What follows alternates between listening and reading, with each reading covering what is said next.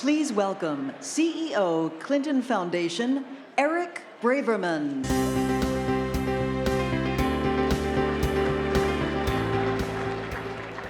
Good evening, everybody. On behalf of President Clinton, Secretary Clinton, Chelsea Clinton, and everybody here at CGI, I'm delighted to welcome you to this evening's Hult Prize event. We're all tremendously excited about what you're here to see. I'd like to start by thanking the executives from Hult, Philip Hult, Stephen Hodges, Hitendra Patel, and Ahmad Ashkar. We're delighted by your partnership and excited about the ideas you'll hear about this evening. I'd also like to thank our panel of distinguished judges, whom you'll hear about in just a few minutes. In 2010, in Haiti, after the terrible earthquake there, I found myself outside a room in a hotel where a number of people from around the world had come together to share ideas about what it would take to help the country recover in the aftermath of such a terrible tragedy. For most of those meetings, people would come from across Port-au-Prince to offer their thoughts, and often you would see a crowd of people just standing outside the room, looking inside, wondering what was going to happen. So that night, I remember, at the end of the meeting, I stood outside, and I felt somebody tug on the back of my jacket. It was a young man, 15 or 16 years old, who looked hopeful. And that young man said, "I have so many ideas, and I don't know where to go." It was a profoundly moving moment to think, what can we do to help somebody with so many ideas who wants to change the world? How can we find them a marketplace where they can share them? So at CGI, and in fact everywhere across the Clinton Foundation, we're very excited about tonight's event at the Hult Prize because it provides a place for young people to bring forward ideas, a place for those ideas to go. It's a place where people say there's no such thing as an impossible idea, anything can happen, and all of us have a part to play, whether private citizens, business, social groups, or nonprofits. So we're going to hear a little bit more about the Hult Prize and this great video to come. But in the meantime, I just wanted to say thank you and welcome, and I'm looking forward to hearing some fantastic proposals. Thank you.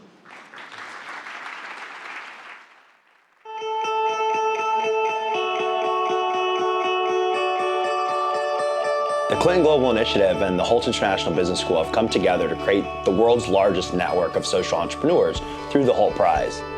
It's my belief that there are not enough disruptive and innovative companies servicing the world's poorest. We're challenging students from around the world to come up with innovative and disruptive companies that can really change the trajectory of social challenges everywhere. The more opportunities that entrepreneurs have, the better off society is going to be. One of the things that differentiates Hult Prize from any other initiative in the world is our ability, through President Clinton's viewpoint, to cast a huge magnifying glass on social issues. The time for discussions and ideas has passed. We must act. These are problems that define whether we have a future or not. And I think the Hult Prize has come in at a critical time to focus young minds on the right things that makes a difference in this world, that's disruptive, that helps us change the way we think about the future. I believe M-Pani is the next big innovation in development financing for our members.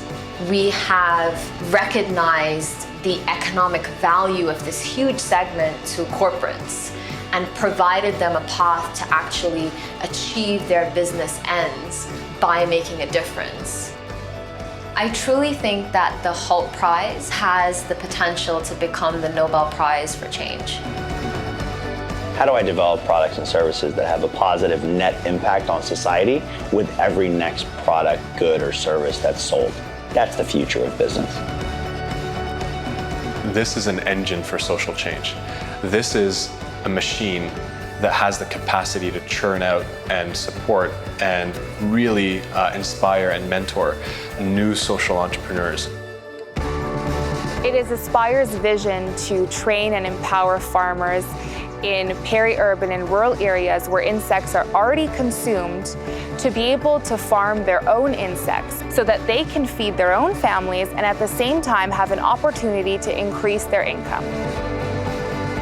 through the Hult Prize and the platform of the Hult Prize, we've been able to catapult this desire, this ambition, into a legitimate, established global business. And what it has done is not simply launch another business or even another great startup. It's the launch of an entire industry that is poised to rapidly scale around the world and effect long-lasting change that will have significant impact on the lives of millions of people. The world's social problems are not getting better. Social entrepreneurship definitely is a response to the world putting humanity up against the wall. So how do we as human beings respond? I imagine a world where there's no differentiation between social and business, where doing good and doing well are things that we just do because it's the right thing. We are the next wave of social entrepreneurs. Ladies and gentlemen, please welcome President, Hult International Business School, Dr. Stephen Hodges.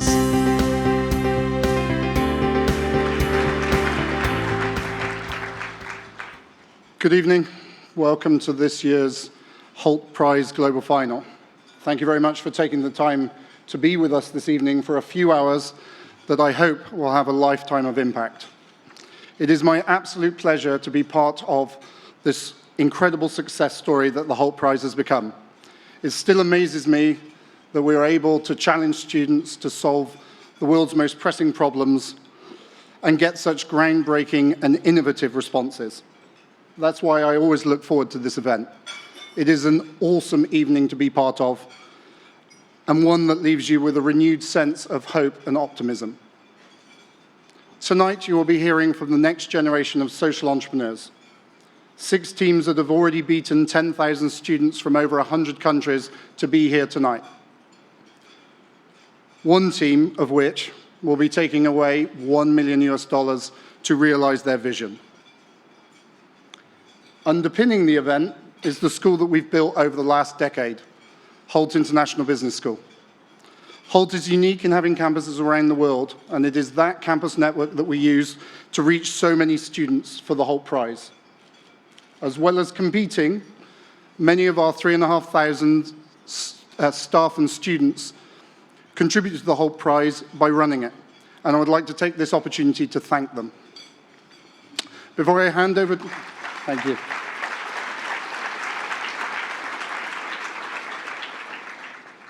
Before I hand over to Ahmad, who you've already seen, I'd like to introduce you to our impressive panel of judges tonight. Fadi Gandour, founder and vice chairman, Aramex.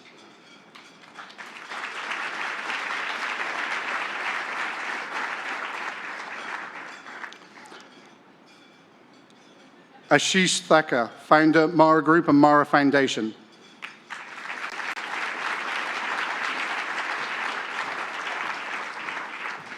Sanjay Gupta, Chief Medical Correspondent, CNN.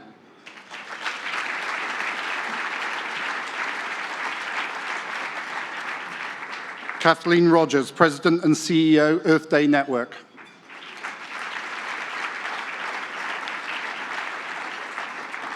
And last but not least, Nobel Peace Prize recipient, Mohammed Yunus, founder of Grameen Bank and Yunus Social Business.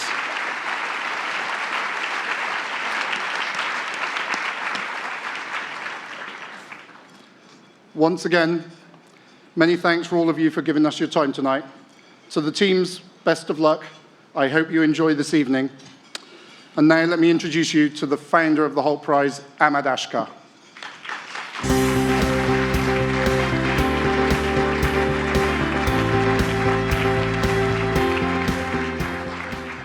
Good evening, everybody. I hope everybody's having a great time and ready for an exciting evening that probably and hopefully will be one of the most inspirational nights of your life, if not at least through the CGI meeting.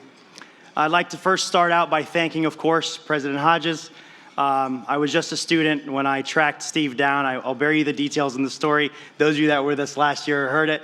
And we convinced the Hult International Business School to come on as the main sponsor of the Hult Prize. I'd like to thank Philip Hult and the Hult family. Round of applause. Without their support, of course, the Hult Prize would not be possible. I'd like to thank my family. My mom and dad are here today. I'd really like to thank them. Thank you, Mom, Dad. They've made it here from the West Bank and Palestine specifically to see this, and it's because of my parents who taught me that a world of social inequality is not acceptable. And I just want to thank you guys for teaching me that every single one of us should be pursuing a life of impact, one where everybody has an equal shot at shared prosperity and equal opportunity. For those of you that are in attendance, it's a lot of claps. And of course, it wouldn't be thanks without thanking Dr. Chindra Patel, my professor, my wife, Tanya, who has given up her career to stay home with our 3 beautiful children. Thank you so much to everyone else who's been here over the years and supporting us. Tonight is going to be an epic night. We created the Hult Prize with one simple mission. How do we make creation of startups, which have a business purpose and have a social purpose, the hottest thing amongst the youngest entrepreneurs in the world?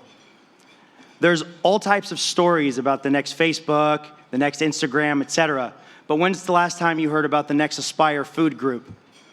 When I was in business school 5 years ago after the fallout of the financial crisis, I was shocked. I hadn't even heard of social entrepreneurship. Those of you that have attended the CGI meeting, you've heard all of the entrepreneurs in the NGO space say that charity is not enough. Well, if charity is not enough, then what is? It's business. My dream is simple. My vision is simple. Professor Muhammad uses his statement of make the impossible possible reality by introducing the next wave of social entrepreneurs who come from business-minded faculties around the world, get them into this space, and get them moving in the right direction to create sustainable enterprises. If entrepreneurs around the world are chasing the world's toughest social challenges, I assure you that the world would have far less few challenges. It's all about business, and that's why I'm so pleased today to tell you about 6 great teams. They started their journey literally 12 months ago.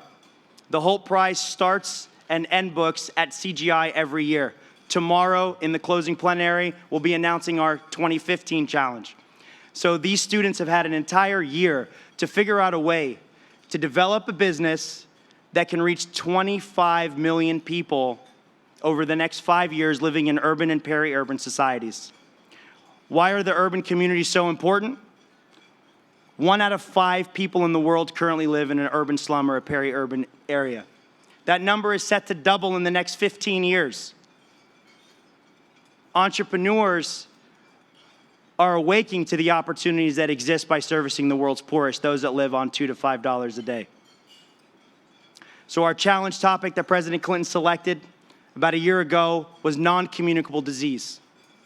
How do we bring innovative healthcare solutions that have business principles to the forefront and celebrate them with $1 million in startup capital, the support of the Clinton Global Initiative community to get those ideas to market and scale, and of course, leaving a lasting impression on every single young person in the world who's going to business school, who's going to university, that thinks to themselves, I'm an entrepreneur, I want to start a company. Why can't that company be a company that does good, has profits, and changes the world?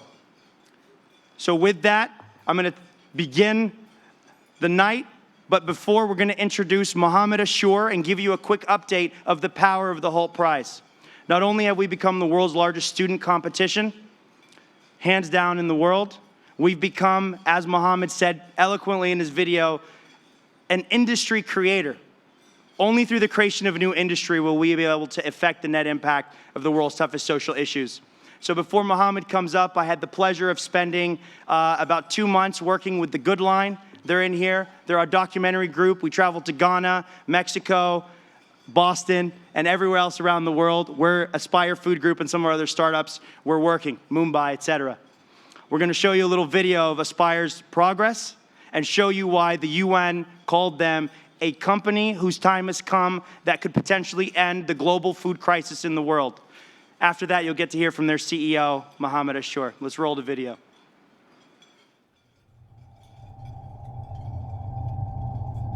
The problem is that we live in a planet that is rapidly growing and urbanizing at a time where access to resources like land and water are becoming more scarce than ever.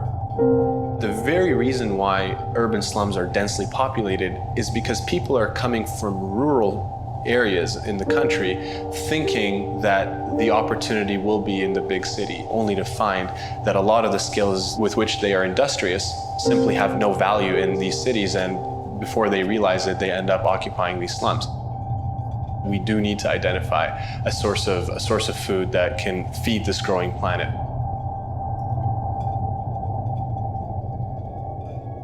With insects, they are extremely resource efficient and are comparable, if not far superior in terms of their nutrition.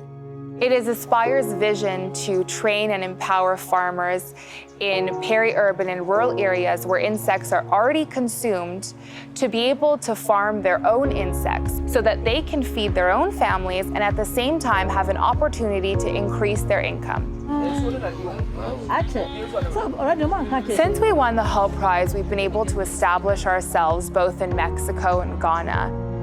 In Ghana, we've started production of the palm weevil larva.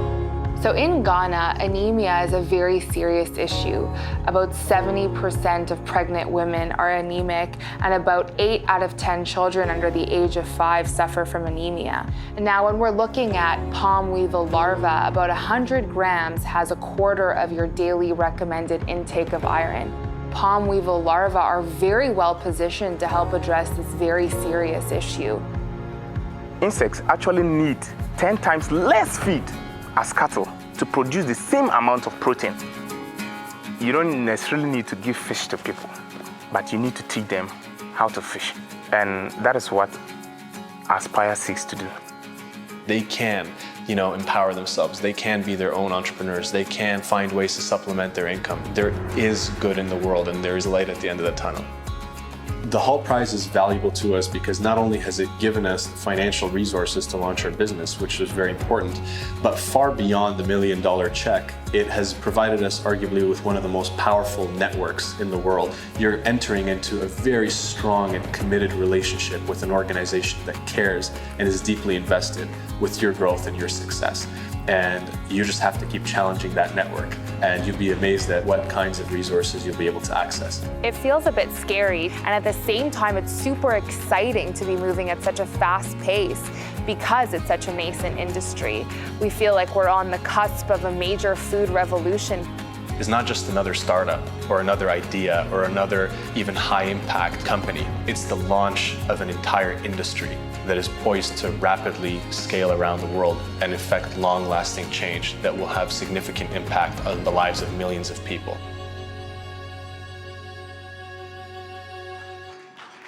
Please welcome Ahmad Ashkar, CEO of Aspire Food Group.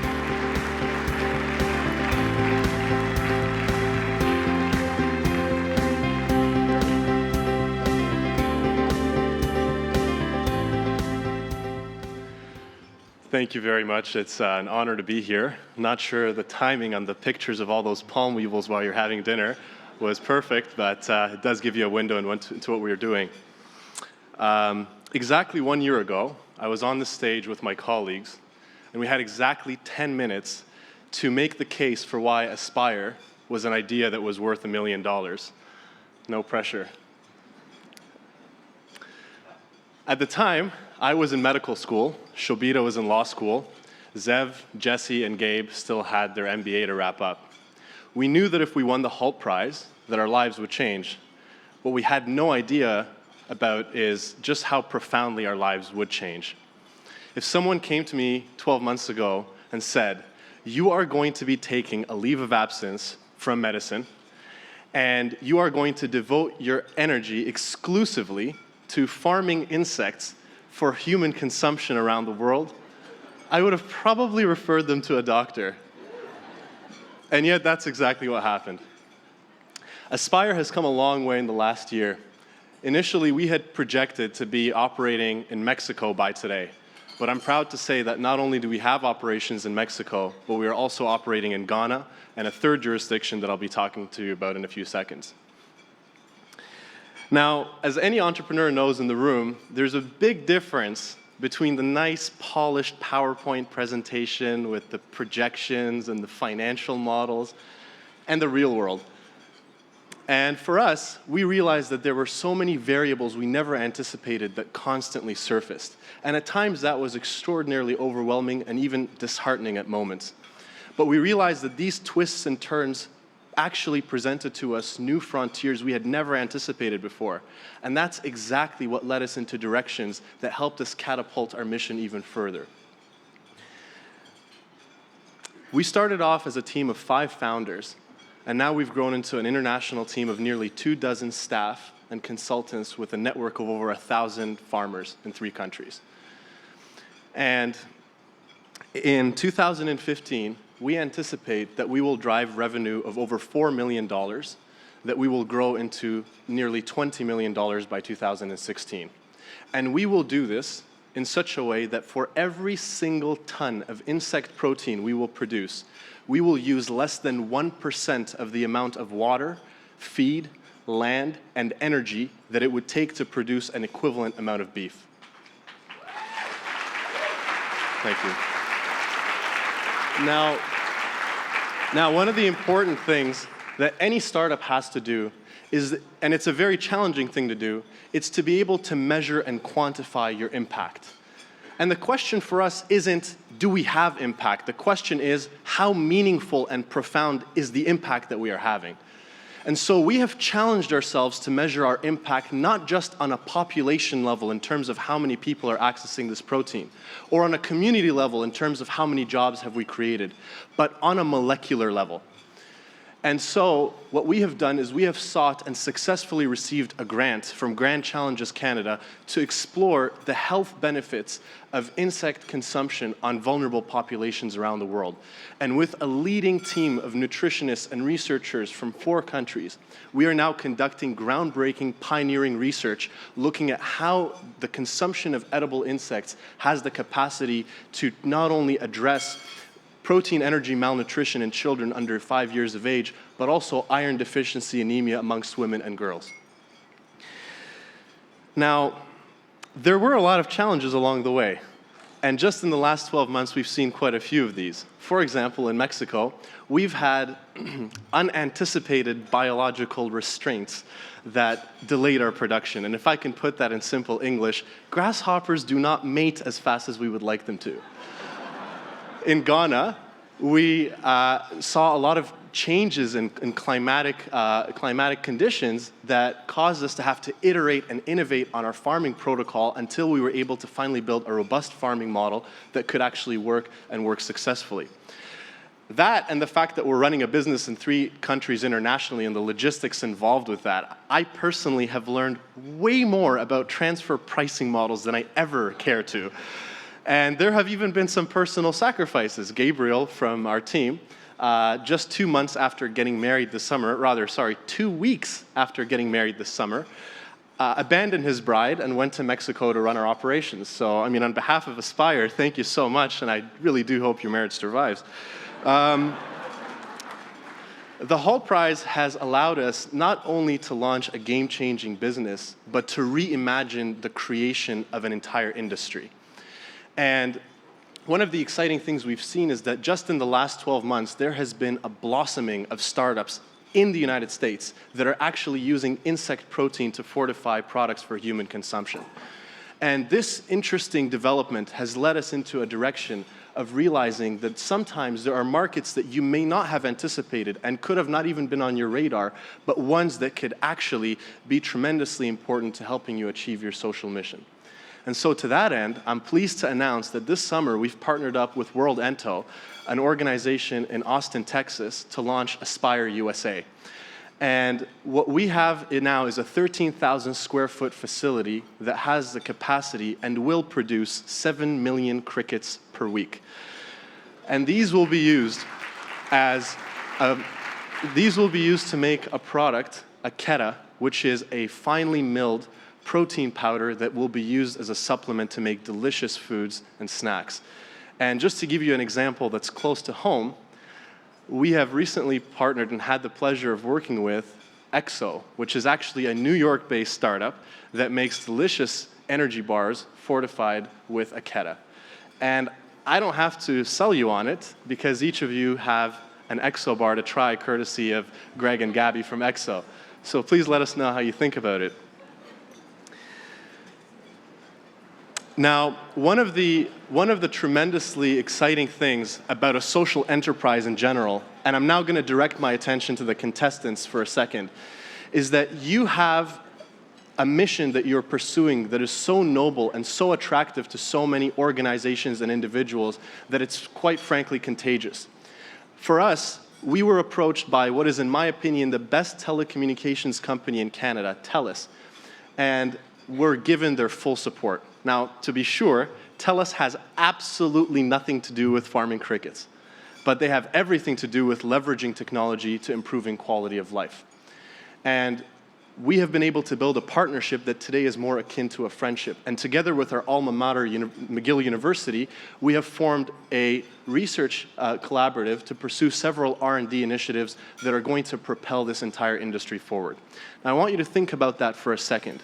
Imagine combining the vision of a social enterprise with the engine of a major corporation and the brain of academia. That is an unstoppable collaborative. In addition, we've also found other organizations that have nothing to do with insect rearing, but that want to take their specialized knowledge and help us try to change lives around the world. Norton Rose Fulbright, one of the world's leading law firms, came up to us and said, "We believe in your mission. And we don't just want to live vicariously through you. We want to use our specialized legal training from Montreal, Canada, to help you change lives in Accra, Ghana, or in Oaxaca, Mexico. How can we help?" This is something you are going to come across repeatedly, and it will be an incredible and tremendous resource to help you propel your vision around the world. Now, to close, I'd like to refer you back to the video that played right before I came on stage. You saw two members of our team, Ashour and Jacob, and both of them were in Ghana. And there, they instructed a group of women in the village on how to actually farm palm weevils for the very first time. That morning, they took diagrams and went to every woman and tried to teach her how to differentiate between the males and the females so that they can have the proper breeding patterns. By the time they were done, Jacob was so excited and got to the front in front of all the women, and Jacob happens to be an entomologist and a professor. And he looked at all of them and said, with this beaming smile, "If any of you were students in my entomology class, you would be straight A university students." Now, there was a look on the face of all of the women that spoke volumes. None of them smiled. Not one of them smiled. And in fact, not one of them uttered a word. But we all knew exactly what their eyes said that they couldn't or didn't utter. And it was that they knew they were industrious. They knew they were intelligent. They knew that if they had the opportunity to go to university, they would have excelled at the highest levels. But they never had these opportunities. And what they want is not pity. What they want is not donations wrapped in an aid moniker. What they want are the opportunities to be able to transform their own lives. And what they want are the opportunities to be able to afford to their own children the very chances in life that they never had. And we have continued to work with these women so closely, and they have fully embraced this opportunity that we are trying to create, to help them build solutions for themselves by themselves. And that is exactly what we aspire to and what makes waking up every day in the morning so worth it. And so, to tonight's contestants,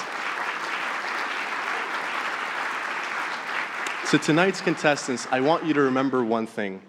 Tonight, the 2014 Hult Prize is going to end, but your dream is going to begin. And even though you may be off to a slow start if you don't win the prize tonight, you are already here and you have already put in all of the effort and all of this work. I promise you that the journey ahead is going to be arduous and it's not going to be easy, but no perfect journey ever is. So understand that you're going to lose a lot of sleep, but what's going to matter is how you feel about yourself when you wake up every morning. And as a last thought, there's going to be a lot of chaos and a lot of challenges. But despite all of that, you are going to find a sense of tranquility and a sense of inner peace that is going to make every moment of it worthwhile. So my only last word to you is, you have come this far, and you have made all the effort, you've put in all the sacrifices. So let your passion drive you forward, and resources are going to come your way. I wish you all the very best, and I hope you have a great evening. Thank you.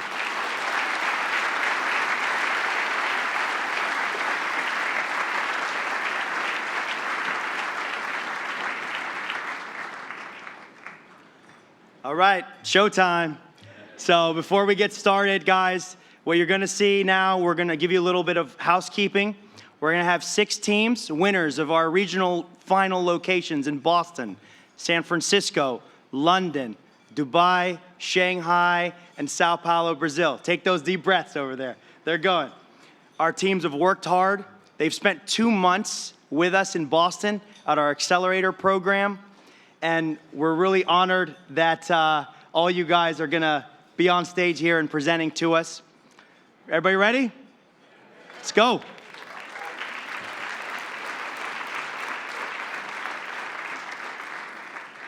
Every team's gonna have 8 minutes to present. They're gonna have 5 minutes of Q&A directed by our all-star panel of judges. Once we get through the 6 presentations, we're gonna invite all of the judges on stage to shake it up a little bit this year. We're gonna do an on-stage moderated discussion of which ideas they think are revolutionary and breakthrough. We usually do that part backstage, but we've gotten a lot of feedback, so we're iterating. We're a startup ourselves. And just one last thank you, guys, to my team around the world, about 20 people who come together, 500 volunteers, all of the Hult International Business School, faculty, staff, and of course, our alumni who not only help support the event, they eventually come on board and work for the Hult Prize. So guys, thank you so much. And let's get this show started.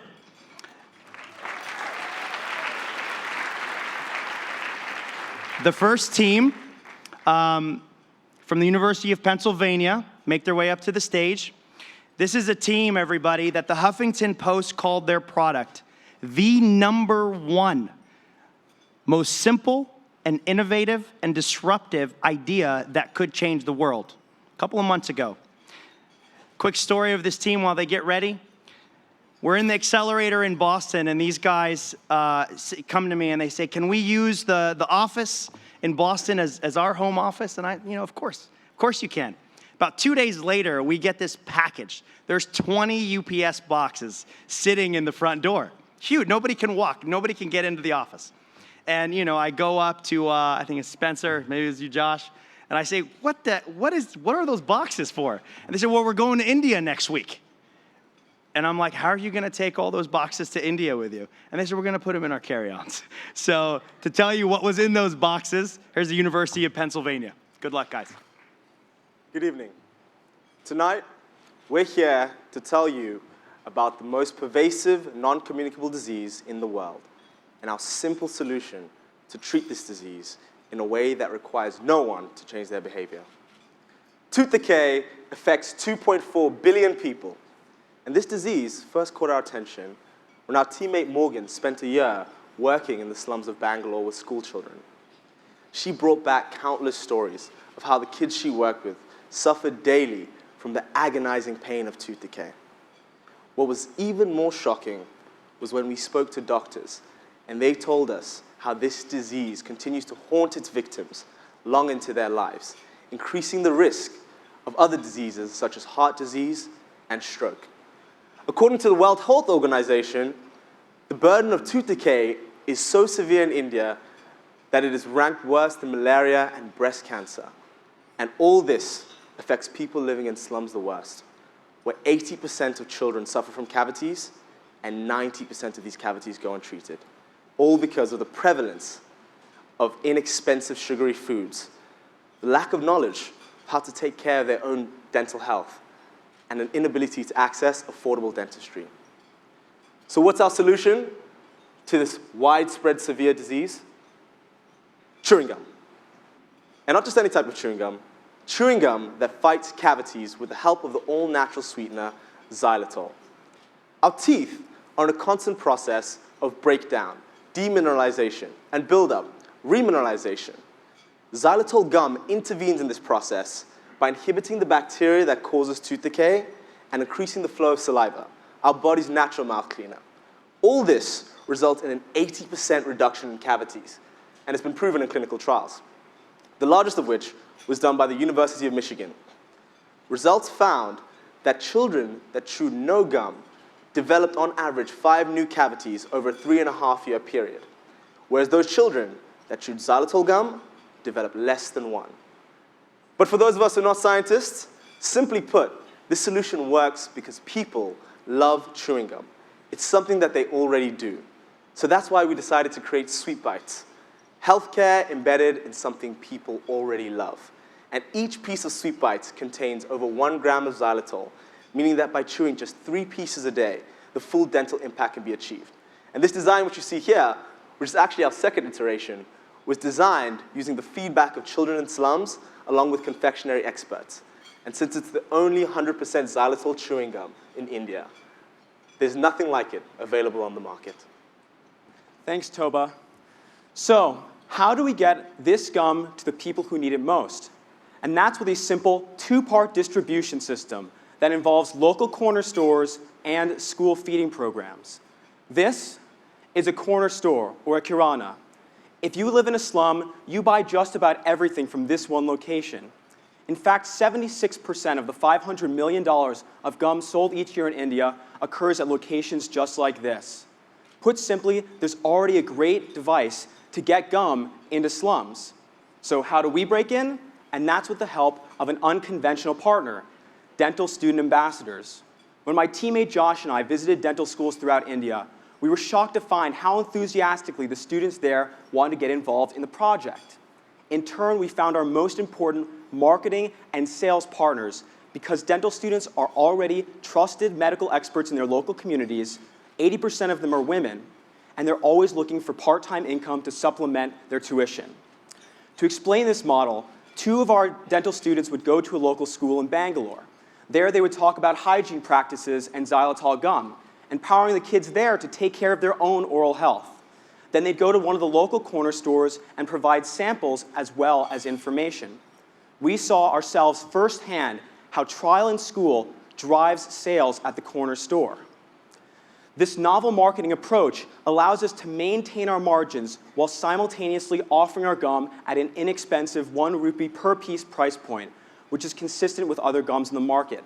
This margin goes directly to expanding our business and paying the tuition of dental students. The other half of the equation is school feeding programs, which are organizations throughout the world that provide free lunches in schools to 368 million kids every day.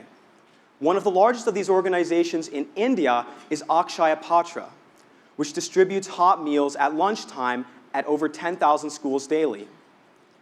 We are proud to announce that we already have a partnership agreement in place between Sweet Bites and Akshaya Patra to distribute a co-branded 3-piece pack of Sweet Bites gum to every single one of their 1.4 million children by the end of this year. This gives us immediate and regular access to millions of kids living in slums. And that's why we need funding now. Because while in the first quarter, we just piloted our program with just 20 schools, 11 of which we already visited this summer, as well as formalize our ambassador training program. Within the second quarter, we move into the rest of Bangalore and then the rest of Karnataka State. And then by the end of the year, we scale up to the full order of 1.4 million children daily, as well as pay the tuition of 550 dental students, keeping them in school. And that's just the first year. In the second year, we see the credibility and access from school feeding programs driving sales throughout the rest of India. This is where we begin to introduce things like biodegradable packaging and gum. By the end of 2016, Sweet Bites goes cash flow positive. And we take this sales momentum to expand to other areas in Southeast Asia with partners like Philos Health, a school feeding program in the Philippines that's already distributing Sweet Bites gum today. By 2018, we move to Kenya, South Africa, as well as Turkey, where we begin to pilot small-scale local manufacturing, again with partners we already have. And then within 5 years, by 2019, we move into South America, where we begin to work with xylitol crop farmers, driving down the price of xylitol and making cavity-fighting gum widely and cheaply available across the world. In this year, we expect to make over $17 million US dollars of EBITDA earnings, but more importantly, access 30.2 million kids living in slums. And we're the team to do it. Not only are we best friends who've been working together for years, but between us, we have experience in medical research, business operations, as well as education. And for the experiences we don't have, we have a really great team of advisors and partners to help us along the way. Thanks, Spence. And we've already started. This summer, with just $15,000 and the support of the Hult Prize, we distributed 100,000 pieces of Sweet Bites gum to over 20,000 children in 12 different countries. And new distributors and school feeding programs are calling us asking, how can we get your gum to the children that we serve? When I was working in Bangalore, I noticed that some of the students were afraid to smile back at me. I thought it was probably just because they were shy, but later found out from them it was because they were ashamed of the state of their teeth. Tooth decay is not only a painful disease, it is a visible mark of poverty that keeps these kids from achieving their dreams. But tooth decay is a problem that can be solved, and Sweet Bites is the simple solution. Time. To do just Great. that. That's it. Thank you. Thank you. Good job. Good job.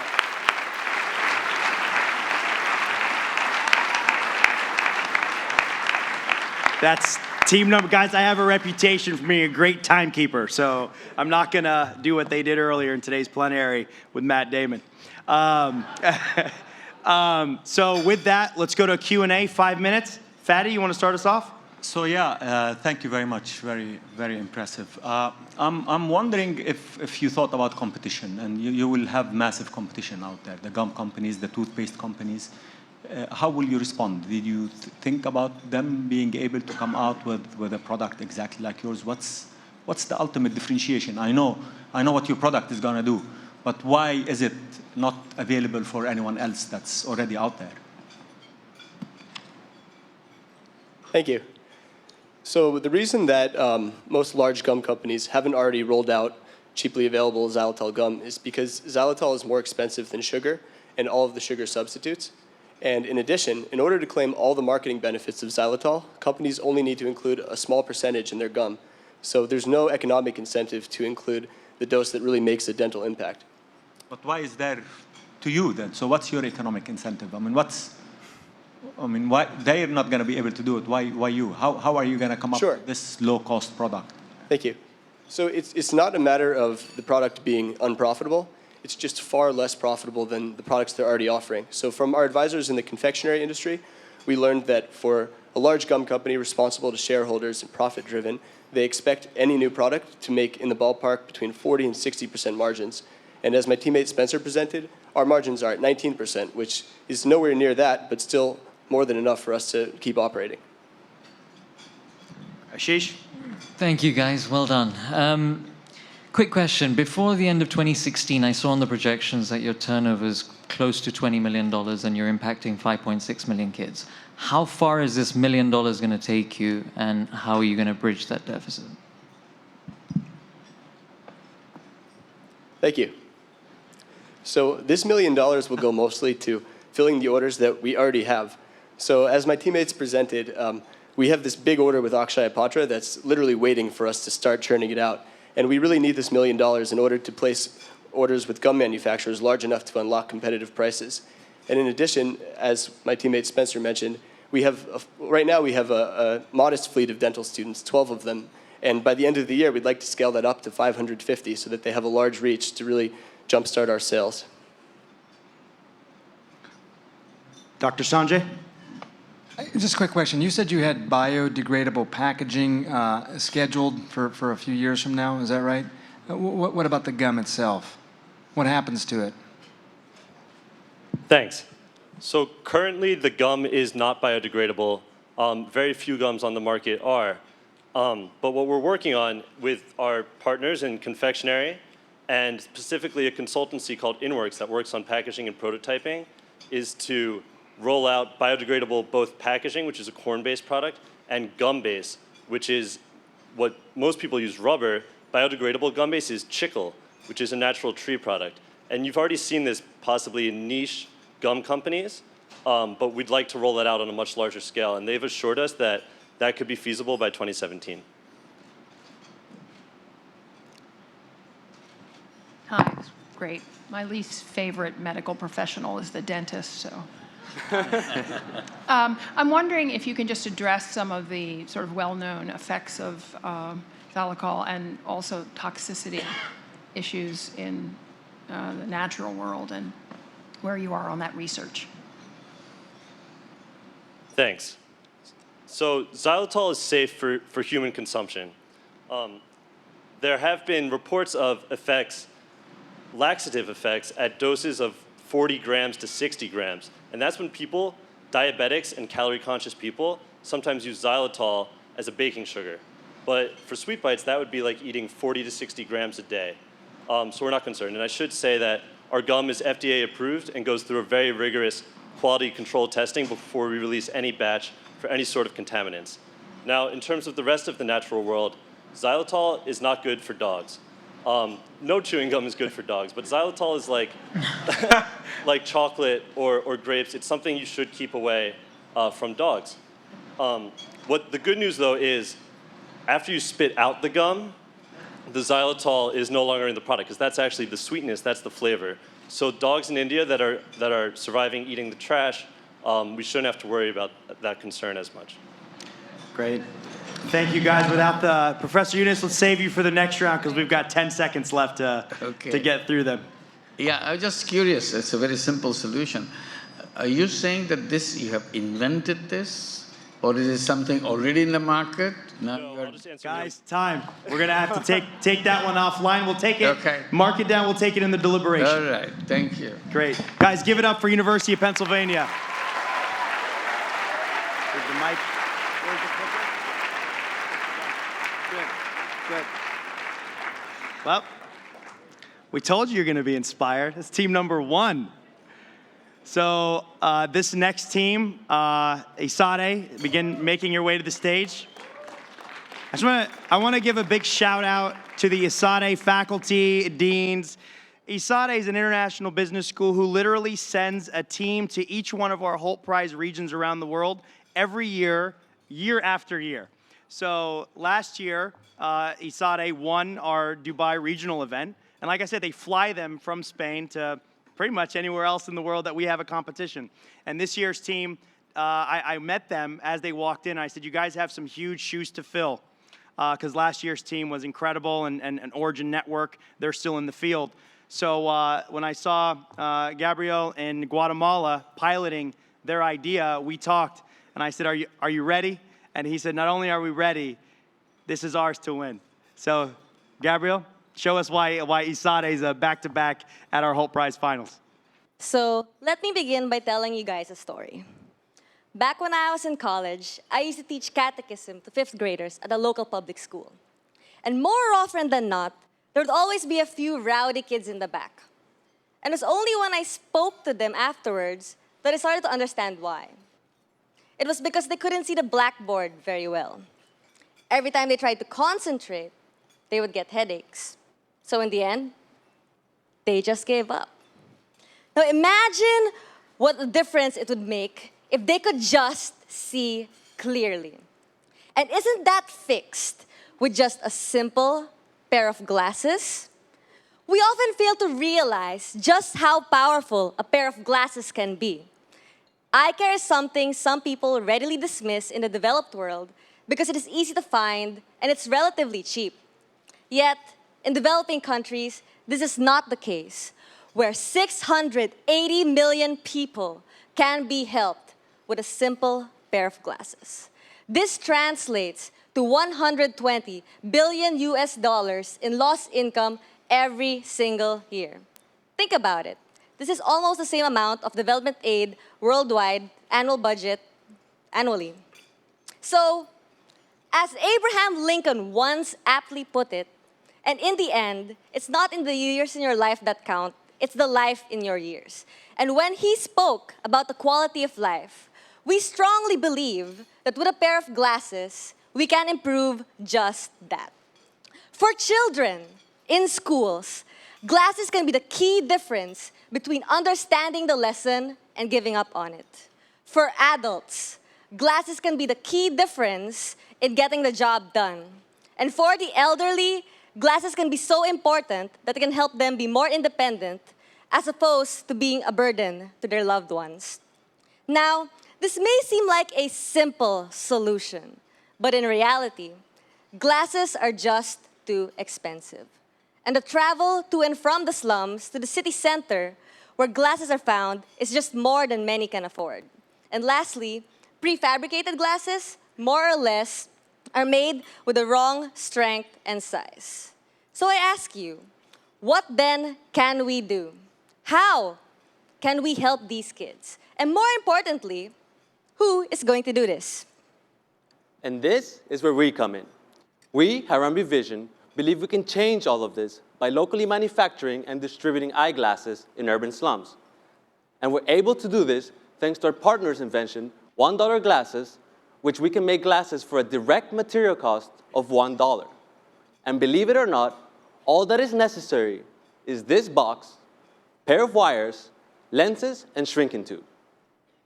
These glasses are a one-stop shop solution. They can be custom-made to fit almost every face, and the clip-on lenses allow us to fit a wide range of diopters, from -6 to +6.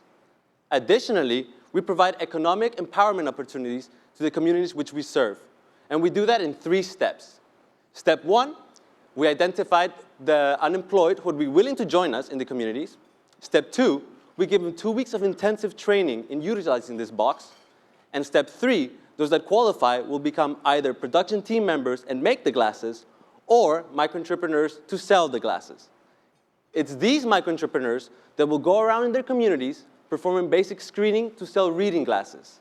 For prescription glasses, they will work closely with our partners, Vision Skills and Learning, to provide the necessary refraction for the glasses. The micro-entrepreneurs will focus at the beginning in churches and schools, as this is where the key opinion leaders in the communities reside. Once we've built enough trust and brand awareness in these channels, we feel comfortable enough to set up our own mobile vision shops, where we will charge $5.50 for these pair of glasses. $3.50 going to making it, including a wage for the production team member, and a contribution to become self-sustainable. $2 go to the micro-entrepreneur for his efforts in the community. We can compare these glasses to 3 different types. First, charity glasses, which are simply unsustainable in the long run. Secondly, prefabricated glasses, we can offer a highly customizable product that can be made to measure on the spot. And lastly, prescription glasses are simply inaccessible and unaffordable for the vast majority of the slum population. The very same box that allows us to make the glasses allows us to scale very rapidly in a business-in-a-box approach, as we can take this box, put it in one slum, and another box in another slum. Each box can accommodate up to 8 people working on it and make 50,000 pairs of glasses a year. But the excitement doesn't end there. What is even greater is that we can become fully operational from day one.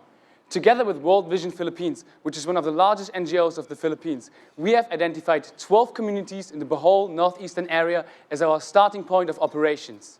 The Ateneo Center of Education and Development serves over 400 schools nationwide, and of these, 32 schools are located in the very same area, and here children are desperately awaiting their first pair of glasses. Additionally, Senator Bang Aquino, who heads the social enterprise initiatives of the Philippines, as well as the National Committee for Site Preservation, strongly endorse our endeavors, and they want to assist us on our journey. Over the summer, we have already established an exclusive partnership agreement with $1 glasses. To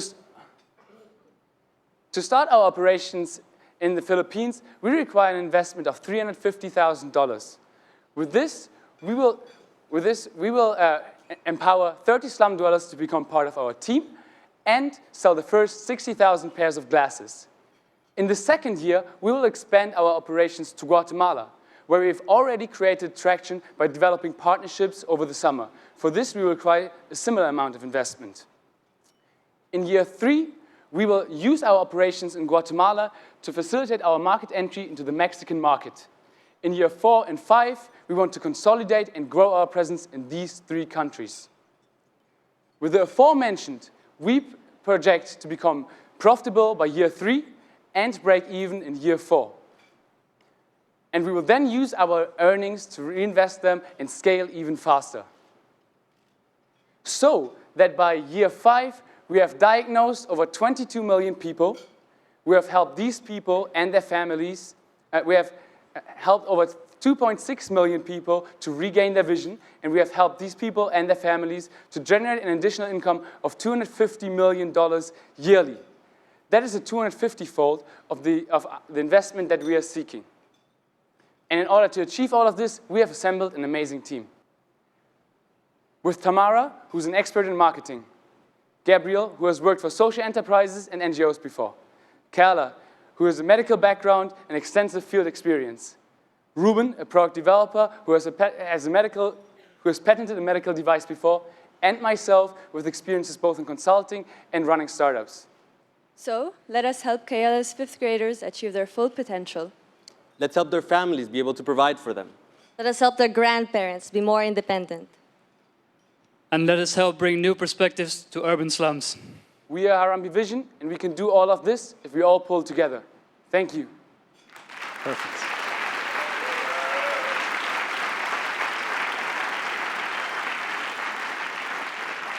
Nice job, guys. Right on time. As the second was at 1-0. It's a testament, ladies and gentlemen, at our accelerator built into our program for 7 weeks straight. Every Friday, we put all of our entrepreneurs through what we call a Pitch Friday session. My favorite panel is a panel with kids. We take Dr. Patel's children, invite their classmates who are 10 years old to come watch. And if the ideas aren't easy enough to understand for those 10-year-olds, they're not good enough to be on the stage today. So, well done, guys, on your presentation. And we'll turn it over to Q&A. We're going to let Ashish get us started. Thank you, guys. Well done. That was brilliant. Just 2 quick questions. In terms of scalability, 60,000 glasses, $350,000 burn in the first year.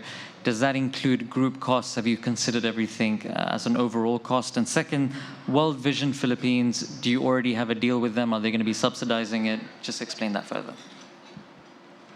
So the first question, in terms of how much money we need, in the first year we will have 3 people of us already working. So this will also include their human resources costs. But the most of the costs will go into training the people in order to start off our operations. With World Vision Philippines, we have already drafted the MOU. The MOU now only needs to be signed, and that is only dependent on the World Vision Spain, because we are based in Spain, that need to endorse us as well, and then it is signed as well. And to answer your second question a bit further, what World Vision will help us do is use their networks of schools and optometrists to be able to provide the prescriptions, as well as to use their brand name and support to be able to reach as many people in the communities that they help us identify. First of all, does this feel a bit like Shark Tank? A little bit, yes. Really great job. Just a couple of questions. You mentioned these partnerships that would be necessary for prescription glasses. Can you tell me a bit more about that? How would that work? Would those partners get paid as part of this as well? And also talk a little bit about you gave us some glasses here. Talk a little about the durability of these glasses and how much you worry about that. I'll start with the second one because it's my favorite question. So the glasses are very durable. The steel string allows them to bend extremely far and snap back into position, which is something I would not recommend you to do with your glasses, as the temples will break. Additionally, I can drop them down multiple times with no damage. They can sustain bends even when folded, and if anything breaks, it's most likely the lens, as it's the non-flexible part. But as a clip-on mechanism, if it does break, you just replace it with one of us, and it costs 60 cents to replace, US dollars. Secondly, the way we work with our optometrists. Vision Skills and Learning is an organization, an NGO, that will provide optometrical measures for us to provide the reading glasses. So when I mentioned the 2 channels, churches and schools, we will have days in which we will send the optometrists there for mass screenings, open to the public. Our micro-entrepreneurs do basic screening, which is the visual acuity chart for reading glasses. Once we build our own mobile vision shops, we will be staffing on set days through our partners and optometrists there, and yes, we factor in a cost to them for services rendered in the price of the glasses. Professor Yunus? How about them? I'm happy. You didn't get a question in yet. You want to ask one? No, go ahead. Oh, okay. Great job. When you take this to scale, it's pretty extraordinary, the numbers that we're reading on the monitors. How do you keep the business integrity with the micro entrepreneurs when they're incentivized to sell lots and lots of glasses? And because people will view them, particularly in low income and slum areas, as doctors. And the second part is people in developed countries return year after year or every few years to have their glasses refit or the whole operation revisited. What's the process for continuing care? I can answer this question. So I'll answer the second one as it's fresh in my mind. The process is because the frames, I've just taken out the lenses for just that. The frames is what you're essentially paying for. So if your grade does change, you don't have to pay $5.50 to get a new pair of glasses. You just change the actual lens with your grading. So that's how it continues over time. Additionally, the incentive for the micro-entrepreneurs, on terms of if they're called doctors or if they want to be called doctors, we see them more akin to community health workers, which are respected and knowledgeable in terms of health, but are not doctors, and people are aware of this. And secondly, in terms of integrity, we feel there's no incentive for them to steal these and sell them, because if we find that out, we have basic accounting with them. It's like, here's 10 pairs of glasses, you haven't returned our commission. We just stop giving them glasses. Additionally, if they take the box, they can only make these lenses with steel string wire that we source from Germany, as it's the best grade that allows it to bend without breaking. If they try to do it locally, they will use the bending machine and they will break everything that they can make. Give a round of applause for Harambee. Thank you guys so much.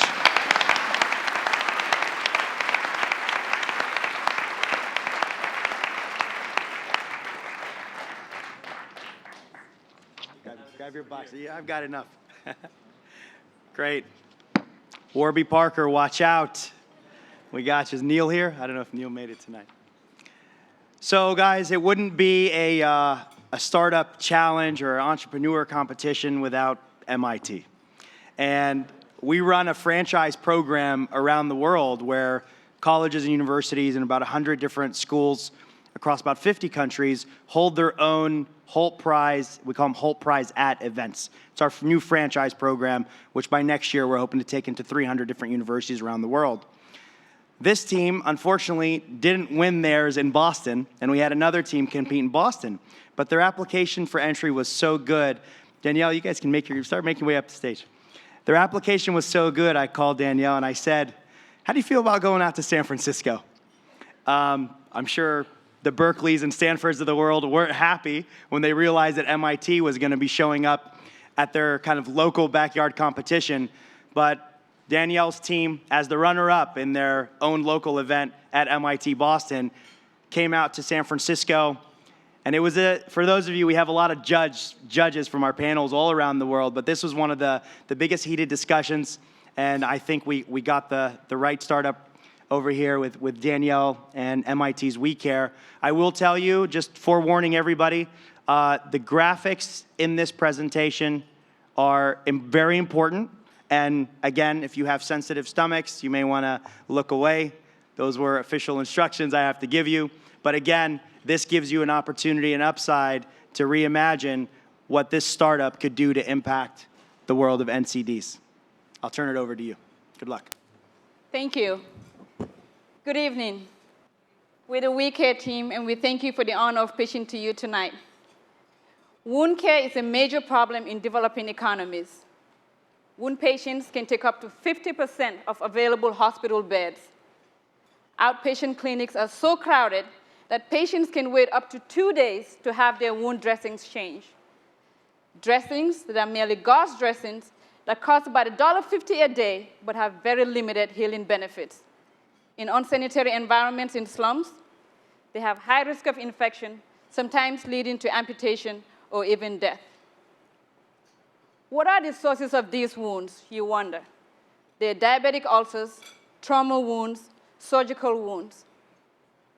There are 120 million of these wounds right now, 35 million of which are chronic non-healing, like this one here.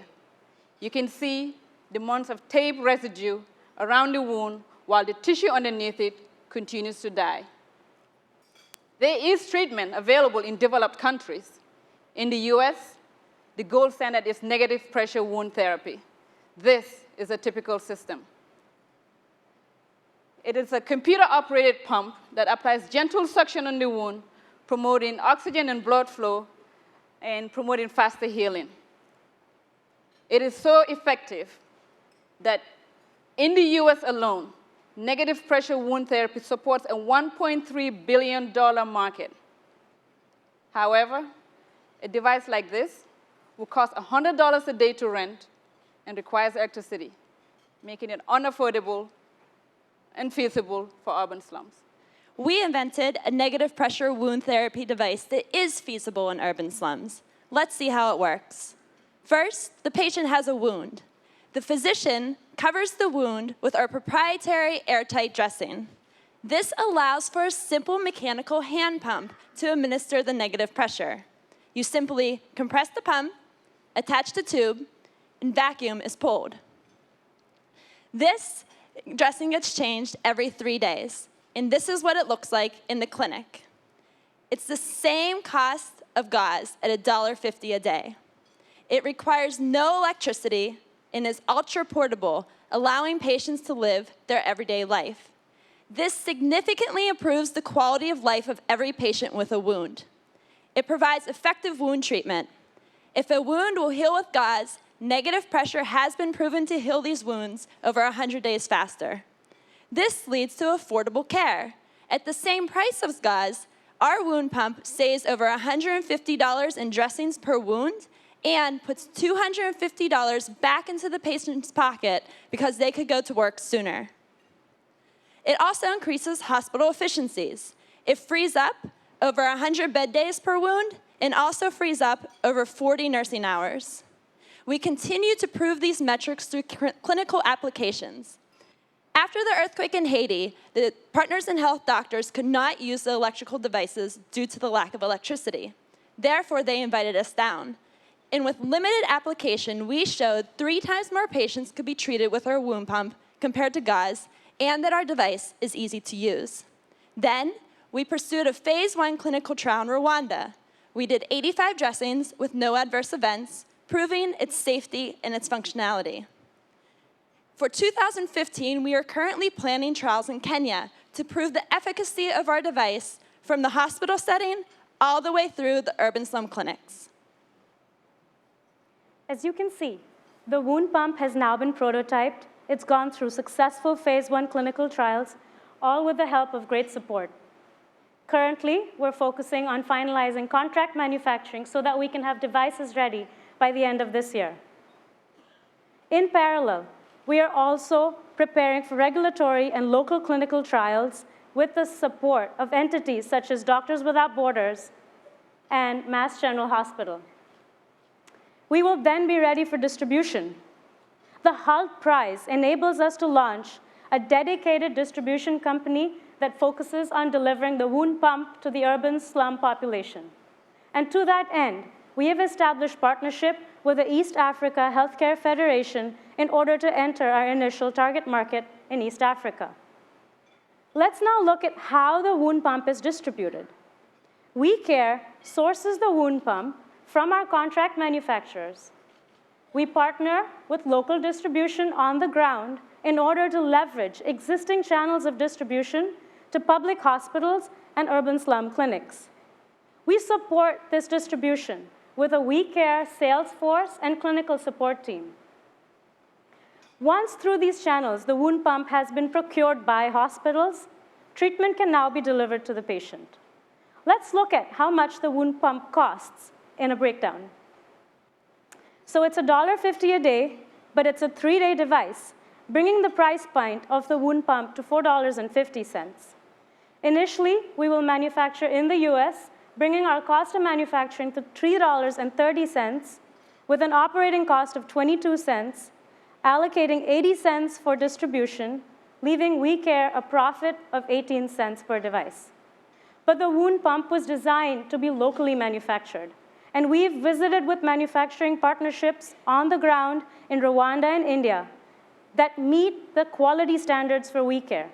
With local manufacturing, this cost can come down to $2.90, tripling WeCare's profits.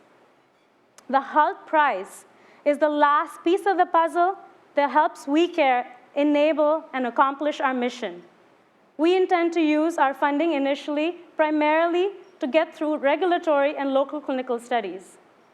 Progressively, we will increase our spending to focus on marketing, sales and distribution, and manufacturing. The $1 million through the Hult Prize is what's going to make WeCare sustainable. Let me show you how. In year 2, we break even, as supported by our strategic launch plan. In year 1, we launch in 5 countries in East Africa, together with our partnership with the East African Healthcare Federation, treating a total of 0.3 million patients. In year 2, we expand Africa operations through Nigeria and South Africa. At the same time, setting local manufacturing in East Africa. In year 3, we launch in India, setting up local manufacturing in India. In year 4, we expand to China. And in year 5, we set up local manufacturing in China. WeCare, through this process, will meet our goal of treating 25 million patients in 5 years. And our impact on the healthcare system is even bigger. We free up over 830 million hospital bed days, and also free up 1 billion nursing hours, allowing hospital systems to become more efficient, treating more patients. We also send patients back to work earlier, generating $4.6 billion in their local economies. We also create 1,500 local jobs, from sales, manufacturing, distribution. We have key advisors in each area of our business. Time. Thanks, guys.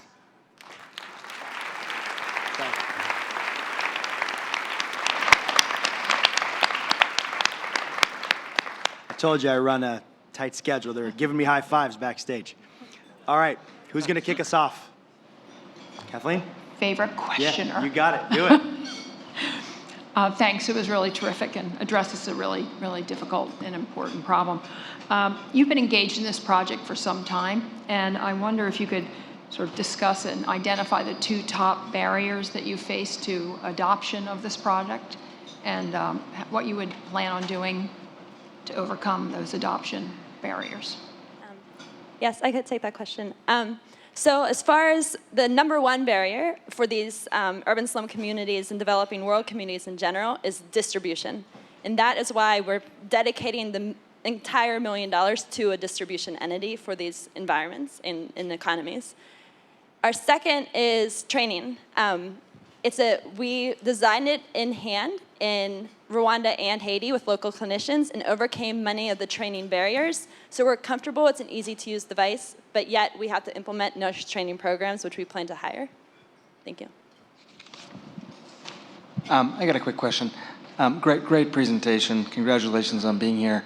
I was looking at your graphs. You said it's in phase 1 trials now. You just completed phase 1 trials. And 2 years from now, you want to start contract manufacturing. That seems like a pretty accelerated timeline, first of all. And is this considered a medical device that requires approval in these various countries? I'll take that one. So yes, it is a Class 2 device, which requires a 510K in the US and a quality manufacturing system. Our contract manufacturers we identified have those quality systems. They're ISO approved. And we've identified them, and we've been building our quality system for the last year and have that in place right now. Fadi? So a couple of questions. Did you say you're going to put a new distribution system? Are you going to create the distribution system? Or I would have thought you would do alliances with already distributors on the ground today and just go through. We'll definitely do alliances with distribution on the ground. We will only support them with a WeCare staff so that we can support business development, do nurses to do the training for the application of the wound pump. But We intend to completely partner with local distribution in each of the geographical regions that we're entering. So can you tell us about the team? What are you guys going to be doing? How do you distribute your responsibilities amongst each other? Yes, I'm responsible for low-cost manufacturing at large scales. I'm responsible for product development and future products in our pipeline. I'll be overseeing marketing. And I'll be overseeing operations. And you're all going to be shareholders of this entity? Did you distribute already? Do you know how much each is going to own? Yes, so we're all equal partners in the entity going forward. It's a good question. We need to know who we're writing our check to. And you're going to be based where? I'm going to use all the minutes here. Is there anything you didn't say you want to say? Yes, so we plan on being based in Boston, where we all plan on staying, but we plan on having local entities also in our regions as well, subsidiaries. So quick question on the margin. Obviously, if you're manufacturing in the US, your margin currently is 4%. How many, have you really considered contingencies in that? Obviously, when you manufacture locally, the margin goes up, but on a practical note, how sustainable is this? So we've gotten quotes from contract manufacturers for mass production, and we've based our cost for manufacturing on those quotes. So they're very real numbers as we see it today. And from our groundwork in India and Rwanda, we met with partnerships that guaranteed that with a bill of materials and labor and already existing machinery that they have, this is very feasible to take it down to $2.90. They were even willing to upfront some of the mold cost for us. Okay. Thank you guys very much. Thanks, guys. Yeah. Fatty gave a great point in terms of shareholder equity, where you set up. It's a good opportunity for me to thank one of our legal partners, Foley Hoag. Gil, you're around here somewhere. I'd like to thank you and your firm for all the, there you are, all the help. Foley Hoag, based in Boston, everybody. I think we should actually give them a round of applause. They support all of our entrepreneurs pro bono. And they're really the difference. As we've shifted our model into seeding one of these startups, as opposed to creating any alliances or partnerships with any other NGOs, we really count on all of our partners to help us get there.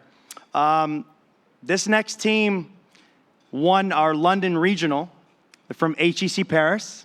Guys, make your way to the stage. When they won, I was in shock.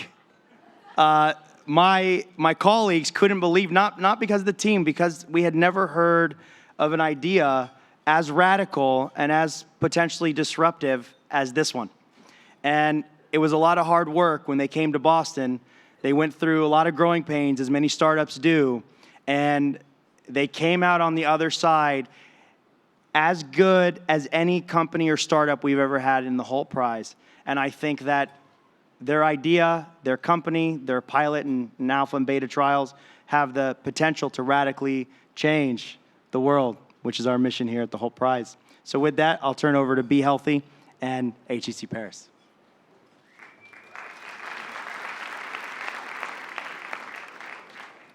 Good evening, and thank you again for being here tonight. We are BeHealthy, and we are thrilled to share with you tonight our disruptive innovation, which is using bees to screen for diseases in urban slums.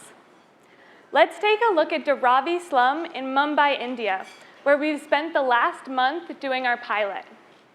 The population here is estimated to be between 750,000 and 1 million settlers. And due largely to poor nutrition, about 1 in 4 of these slum dwellers is estimated to suffer from diabetes. Unfortunately, diabetes is not the only health problem that they face, because 10% of global tuberculosis cases are actually linked to diabetes. People with poorly controlled diabetes have a compromised immune system and are therefore 3 times more likely to contract tuberculosis. Many slum dwellers do not know that they're suffering from these conditions, and thus they do not have access to the advantages of early detection, which can include decreases in complications, hospitalizations, and overall healthcare expenses.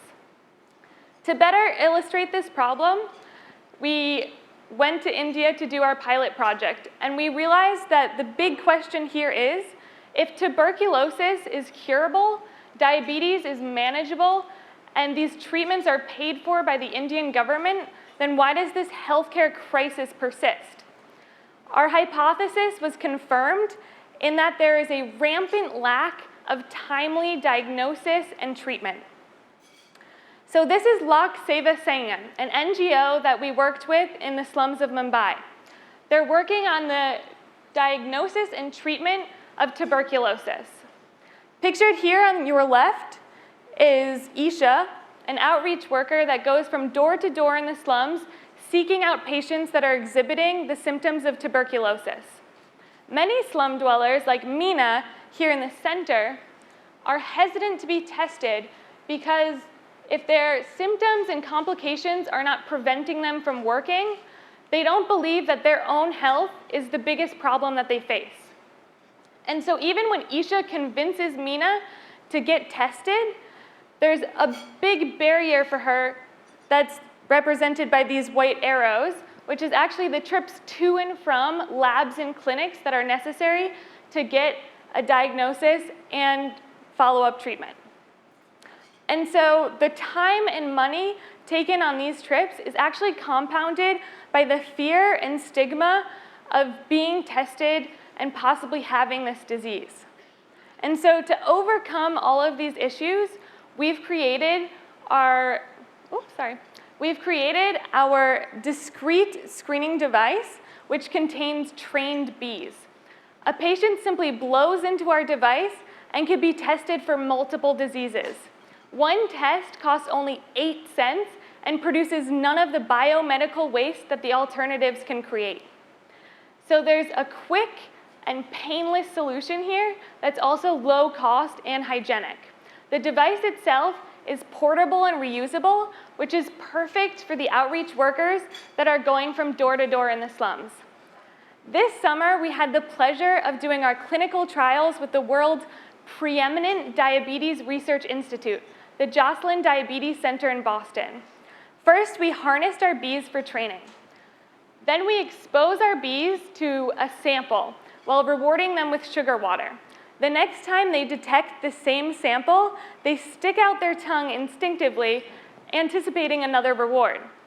So this allows us to test patients' breath by having them blow into our device and having our bees trained to the samples, which are biomarkers indicative of certain diseases. If the bee sticks out their tongue, we know that the person has tested positive for that biomarker and that disease. Now I'm going to pass it over to my colleague Toby, who's going to explain the business model. Thank you, Kelsey. We will now take you to Mumbai, where we have spent the last month conducting our pilot studies.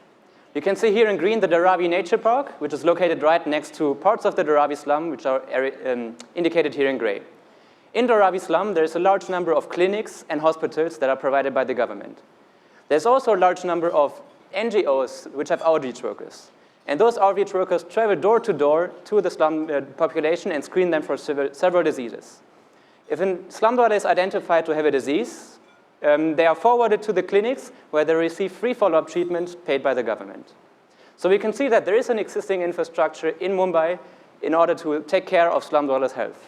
However, all the NGOs that we've been talking to mentioned the problem that they lack an adequate technology to screen the disease, to screen the slum population in an adequate way, which is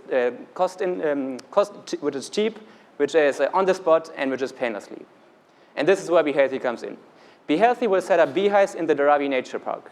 We will take those bees from the hives to our training center in Dharavi, where bees will be trained to screen for diseases such as diabetes and tuberculosis. And those bees are then sold for the price of 25 cents each to the NGOs, which previously used other methodologies of screening. The same NGOs will receive our detection device for free. So we can see that the NGOs will then have a better outreach in their population and have a better impact amongst the slum population. This existing infrastructure allows us to scale up quickly because we do not have to create our own infrastructure.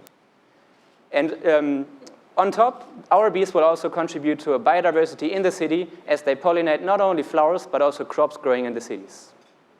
In the next 5 years, we will scale our impact from bee screening for diabetes to bee screening for tuberculosis until we will launch our research on bee screening cancer in 2018. We'll launch our operations in India before hitting the Bangladesh market in 2018. And by the end of 2019, we will have reached more than 25 million slum dwellers, not only screening them for diabetes, but also for tuberculosis, and in the future for further diseases such as cancer. The money will come from 3 revenue sources. First, the subscription of trained bees, which will be sold for 25 cents each to the NGOs. Second, co-branding. There's organizations such as Honeycare Africa and Follow the Honey that already stated their interest in paying us money in order to be allowed to use our BeHealthy story on their products. And third of all is CSR initiatives. There's a new Indian law that requires companies that operate in India to invest 2% of their net profits in CSR initiatives, and BeHealthy will be eligible for these investments.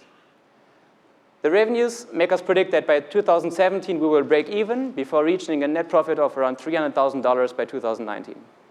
The predictions in scalability and in finance are made on the hope that we will go home tonight with $1 million. And these $1 million are necessary for us to refine the research and to launch BeHealthy. We also have a great board of advisors and partners. The board of advisors ranges from bee training experts such as Bob Wingo, who is today here with us, to medical experts and to business experts. Our partners are not only in India, but also in Europe and in the United States.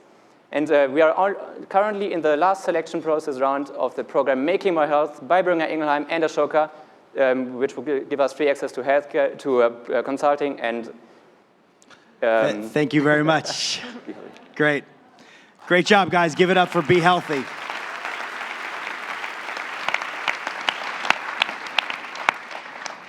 It's going to start us off. Me again. Please. Hi, terrific. It's really interesting. And how's that going? You know, as an environmentalist, I'm really interested in unlocking the biodiversity of the secrets of biodiversity so they can be used for humans.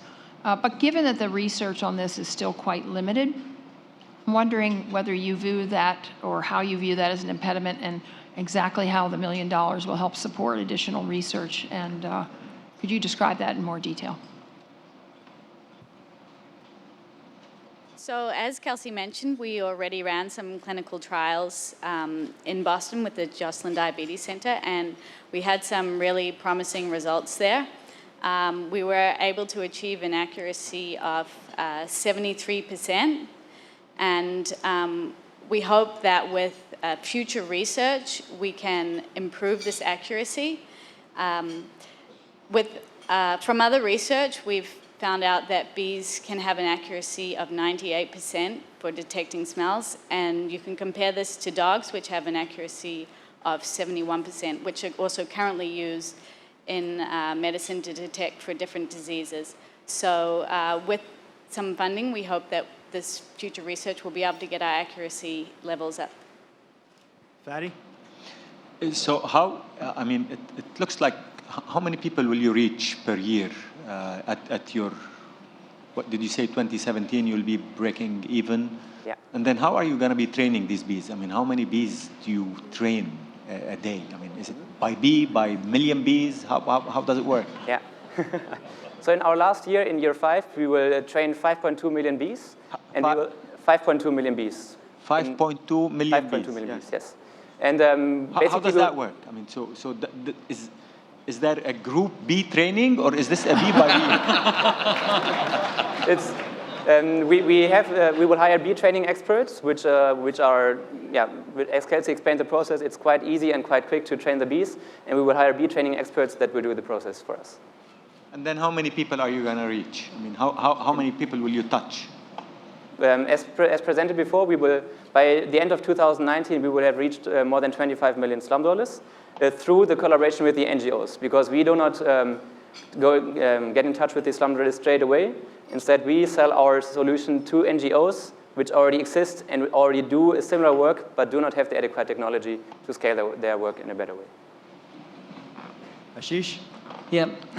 great. I love the gender balance and your bee color uniform, so it looks great. I think to build on Fadi's point, in terms of sustainability and scalability, could you just kind of give us a bit more comfort around these two areas on how you're going to practically go about that? So actually, it's quite easy to set up hives. There's bees absolutely everywhere. So it's quite easy to go to a country, set up hives. We've been talking to an Indian NGO that's been working with us called Under the Mango Tree that is actually setting up people with beehives right now. So in terms of getting the infrastructure and the hives, it's quite easy to scale up.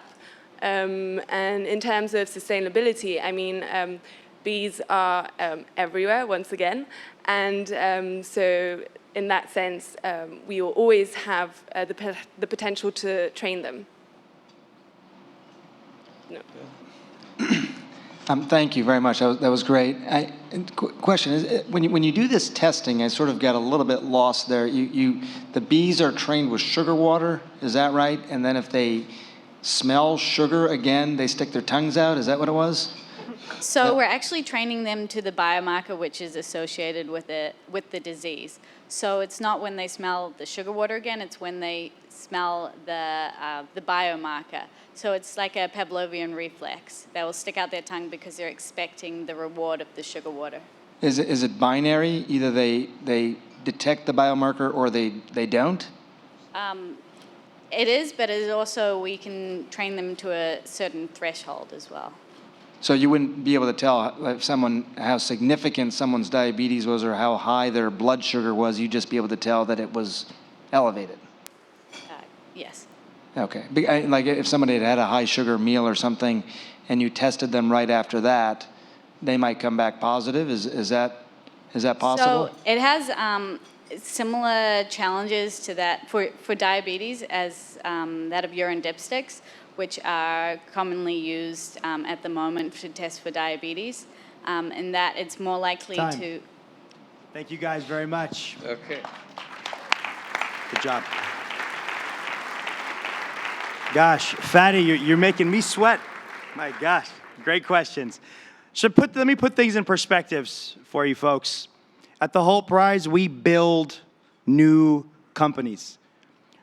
Out of our 6 teams today, only 1 had an existing idea before the President's Challenge was issued. It's different than any other platform in the world. This team of students came up with an idea after they heard of it, the Hult Prize Challenge in September. They competed in March, and less than 6 months later, they've literally had clinical trials and proved that it's capable for the bees to detect. And I just want to put that in perspective. There's been millions and millions and millions of dollars put into bee research all around the world. And one of our companies in a very short period of time, and again, I wish the Hult Prize was a 2-year process, and I think we'd be in a completely different position with all of our teams. Thank you guys so much. Our next team is from the Indian School of Business. Guys, make your way up to the stage. And this team, Manish and I had a great time in Mumbai together. I kind of put his back against the wall and I said, the majority of our startups and our entrepreneurs are piloting in India. India represents one of the largest urban slum communities in the world. So without pressure, I said, you kind of have a responsibility to your people to win the Hult Prize. So what are you guys doing to ensure that? So I think that their startups gained some great traction, quite revolutionary, and I think all of you will enjoy what you hear from this coming up team.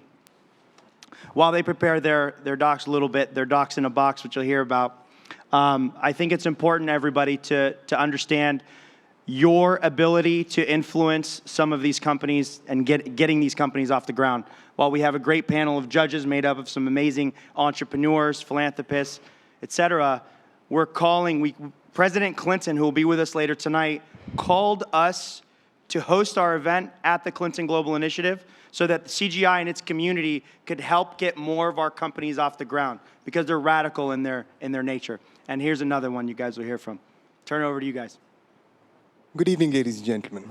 Over the next few minutes, we'll take you through a journey, the journey of Nano Health, a social enterprise that aspires to right-size healthcare for urban slum dwellers, bringing cost-effective healthcare right to the doorstep.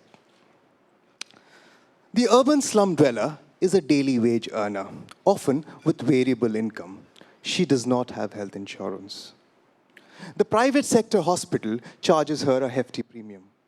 The government sector hospital makes her wait so long, she loses her daily wage.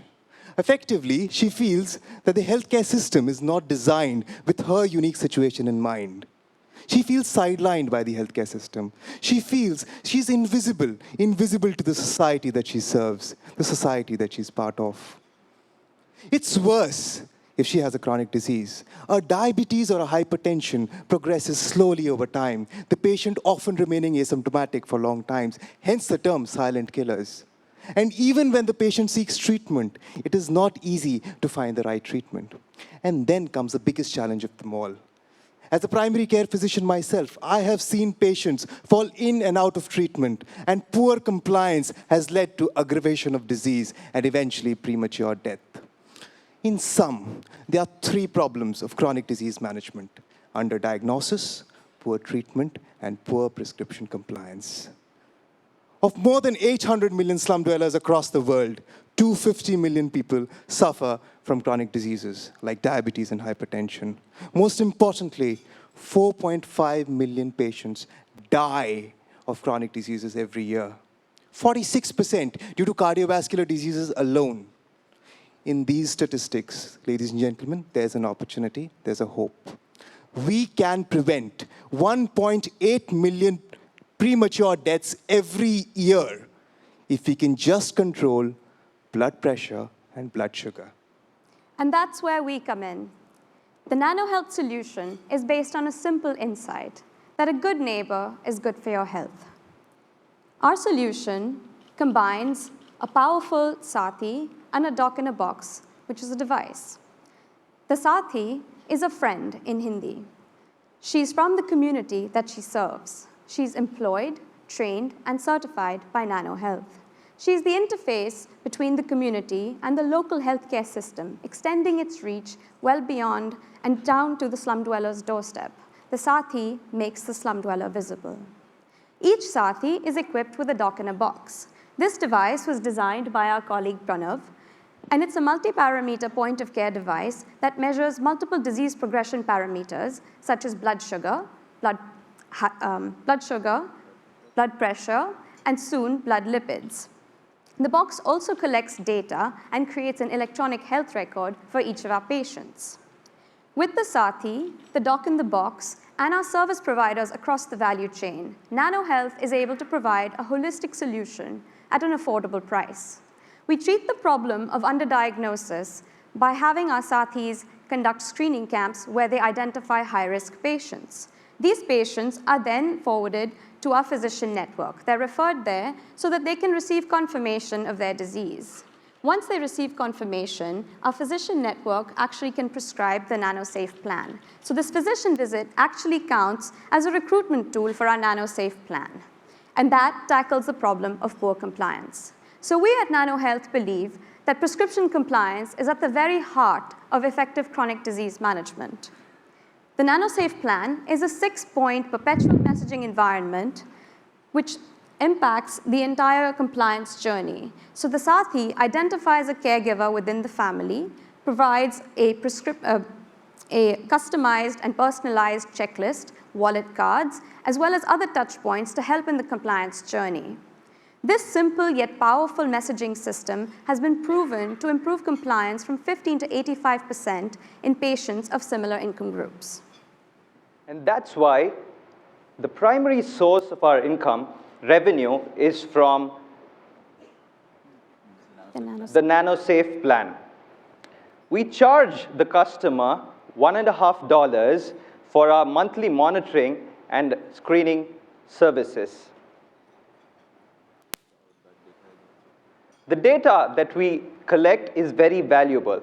This data has been paid for by one of the largest bioinformatics company in India, GVK Bio, has invested in Nano Health for the data that we provide. Our biggest capital expenditure is the dock in a box. What we've managed to do is to have our manufacturer give us a subscription-based pricing model. So what used to be a $500 capital expenditure is now a 7 cents operational expenditure. For 100 patients that we monitor, we're able to get $38 as a profit. What this means? In terms of expansion, we have done a pilot project in two culturally different areas in India, one in Patna and the other in Hyderabad. We did our pilot in culturally two different locations in India, North India and South India.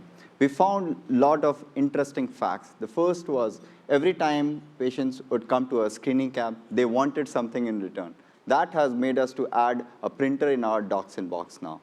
We also assumed that it will be very difficult to get doctors on board with us. But when we actually approached them, explained them the problem which we are trying to solve, we were thrilled to see that they really wanted us. They were very forthcoming in supporting us.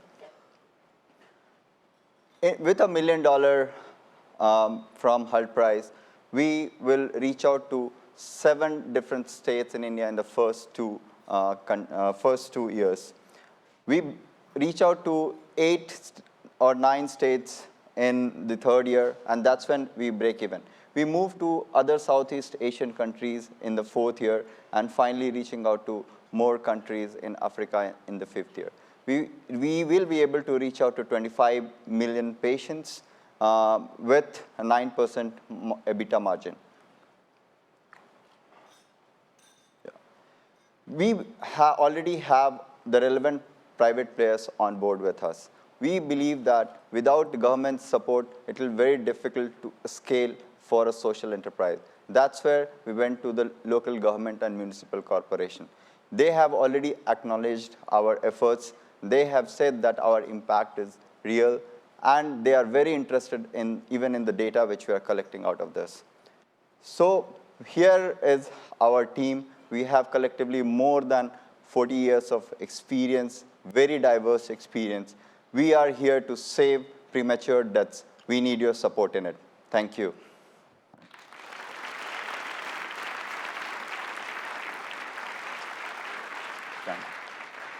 Professor Yunus, get us started. Well, I just want to know, in the pilot projects that you had, what type of people that you attracted? It's a category of people. Is it diverse or a particular section, the men, women, children? What? So the way we approached our pilot project was through an NGO who already had a very strong base in the local slum. They were in the education sector. They went out to school and announced to all their children that you must get your parents to the screening camp, which is happening a week later.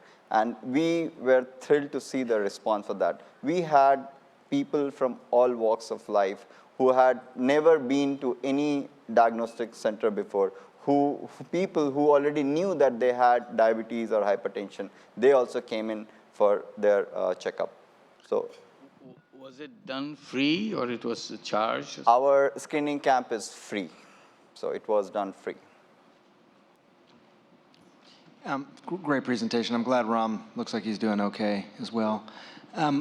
Talk a little bit about the training. You said the Sathis are trained by your organization. Talk a little about that, and also their relationship with the physicians. And they refer patients to physicians. What kind of relationship is that?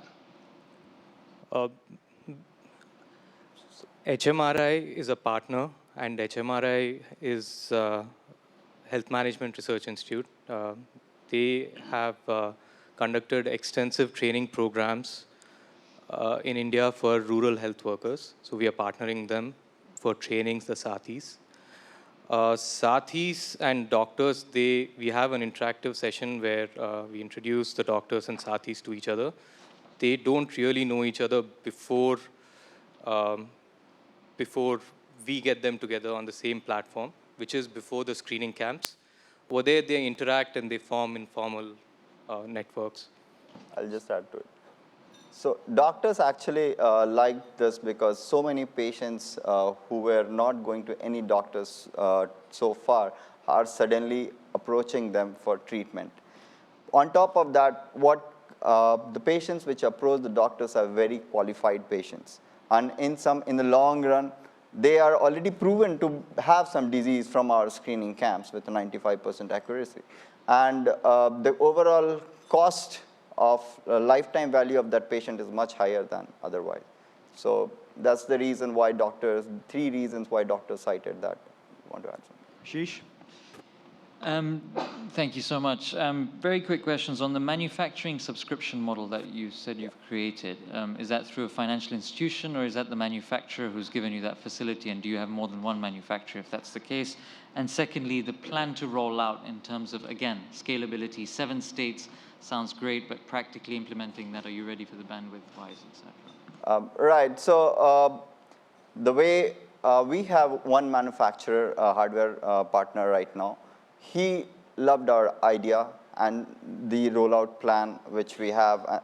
So he, as per him in his own words, rather than getting all the money upfront in terms of CapEx, he said that I want to be with you, I want to be your strategic partner, and that's where he came up with this suggestion that I want to have a subscription model of payment terms for you. Regarding the rollout plan, as I said, we are going with the NGOs who are already present in the slum area. So it's very important to develop that trust before we can even reach out and touch these people in slums. And that's where, when going ahead with these NGOs who already have established that trust, it's very easy, as proven in our pilot, to go ahead and reach out to these people.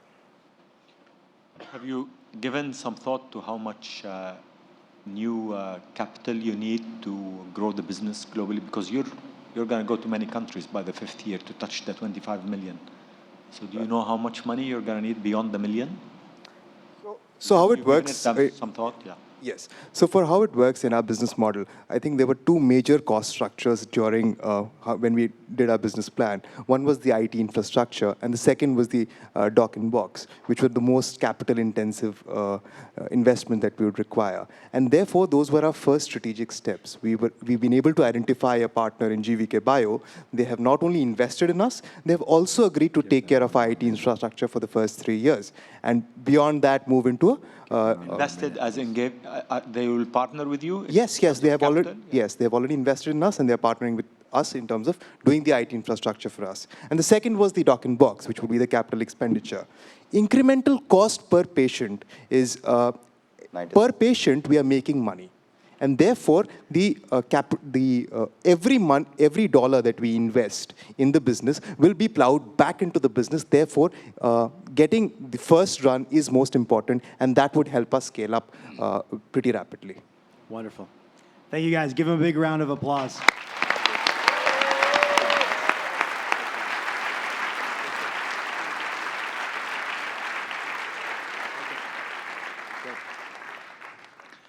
Guys, great presentation.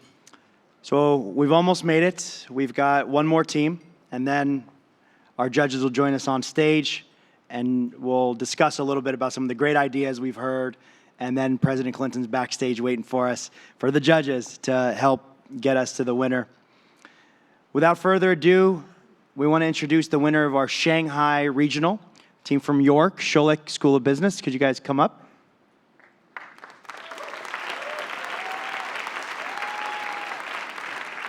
When we first launched the Hult Prize, we began with MBA students around the world.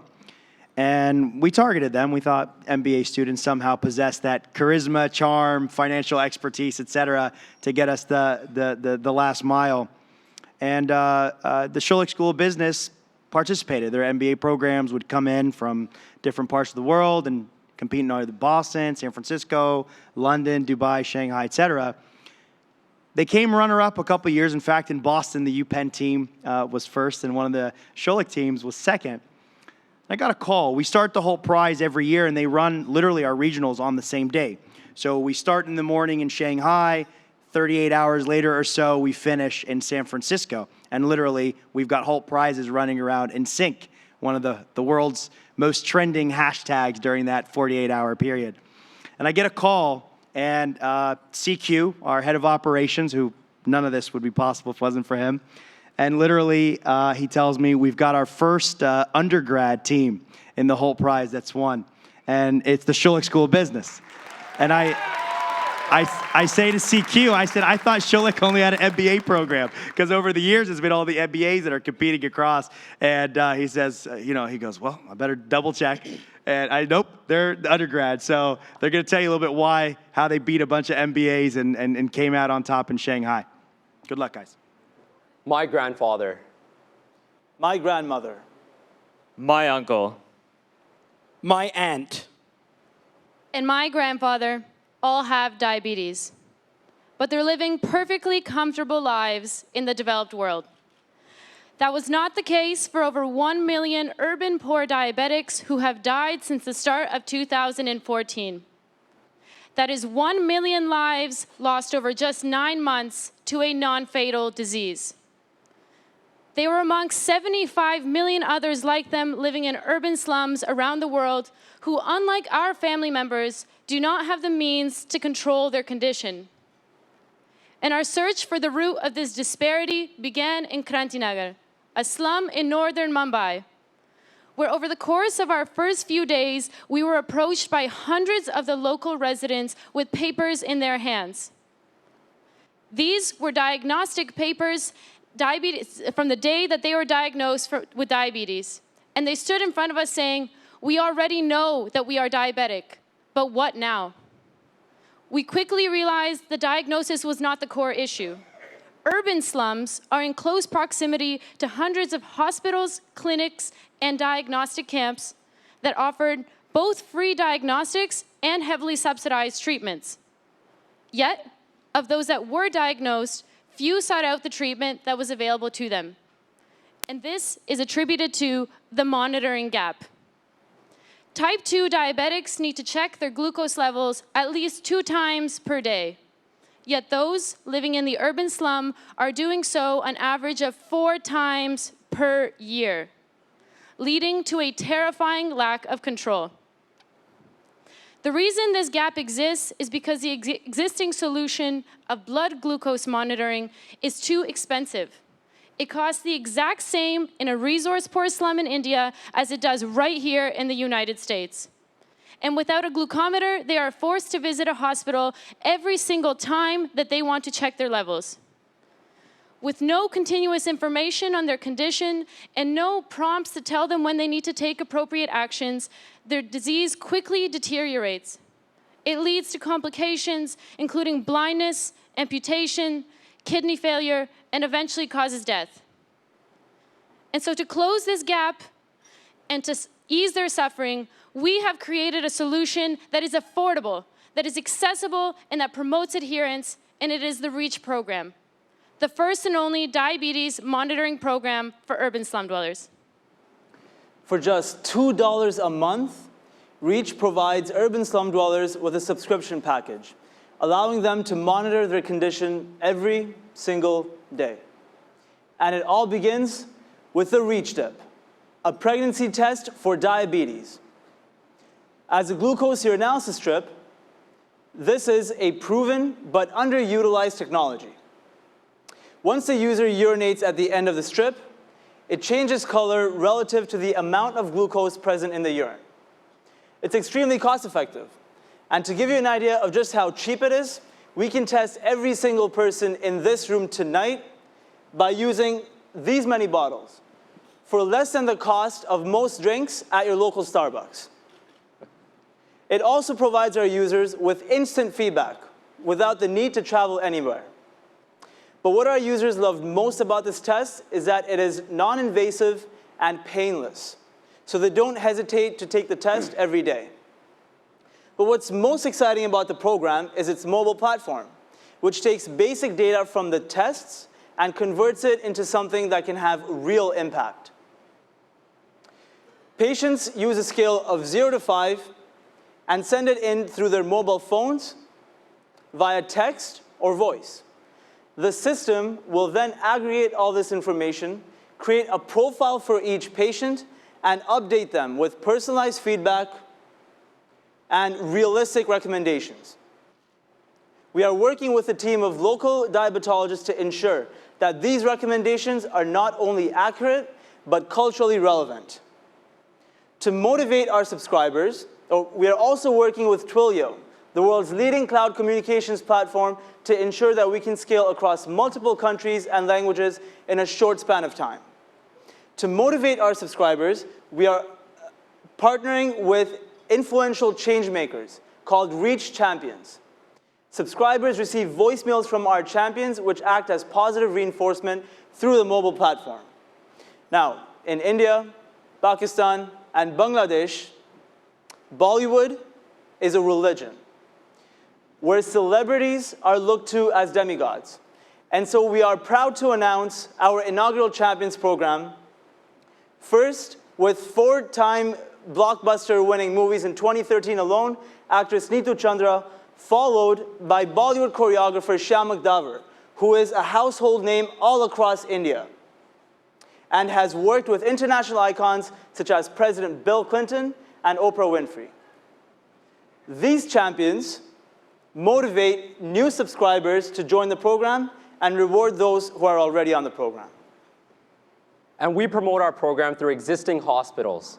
These hospitals promote this program to existing diabetic patients, and we're very excited because we've already partnered with 3 different hospitals in 3 different states all across India. In addition, Reach improves the efficiency of existing diabetes diagnostic camps. These are camps hosted by local governments and NGOs, and currently they operate on a first-come, first-served basis. However, with a limited capacity, many diabetics that have come to these programs often are not diagnosed.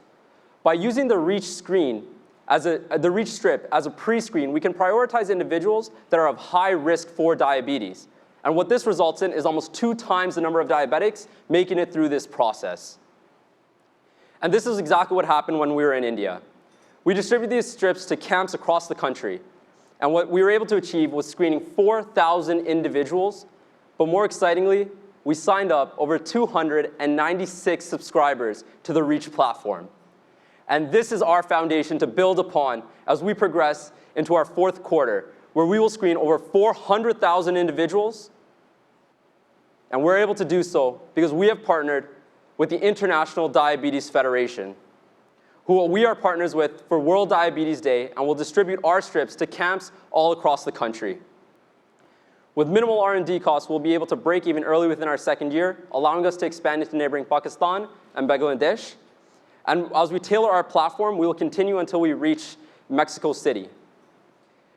Now, our impact reaches beyond just our users. We touch many stakeholders in the healthcare ecosystem. By 2019, we will prevent over 131 emergency private hospital visits. We will recapture $175 million in economic productivity, and most importantly, we make a difference in the lives of patients to give them a chance to fight against diabetes so that they can live to raise their children just like my grandfather raised me. Together, we can ensure that diabetes is not a death sentence for the urban poor. Thank you. Great job, great job, great job.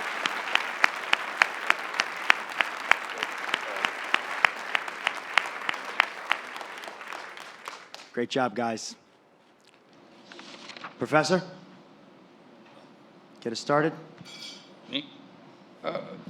You said this is a known technology. Was it ever used for the way you have done? Absolutely. This has been the gold standard up until blood glucose monitoring was introduced about 50 years ago. But the reason that we plan on using this is because it's so inexpensive. It was sufficient to provide enough detail to take action, which means to make diet changes, to make changes in exercise and lifestyle, which is what's needed in order to manage diabetes. Blood glucose monitors provide almost too much information that isn't needed in order to take action. And paired with a mobile platform, it's definitely strong enough to provide actionable results. If it is a known technology, why isn't it widely used? Is there any particular reason that it's not in use? Absolutely. The reason is, again, the mobile monitoring platform. The technology on its own gives you a number from 0 to 5, but by integrating a mobile platform, that allows them to input their results. We can keep a log of how everyone is doing and provide them with the results and with personalized feedback that the strips wouldn't be able to do on their own.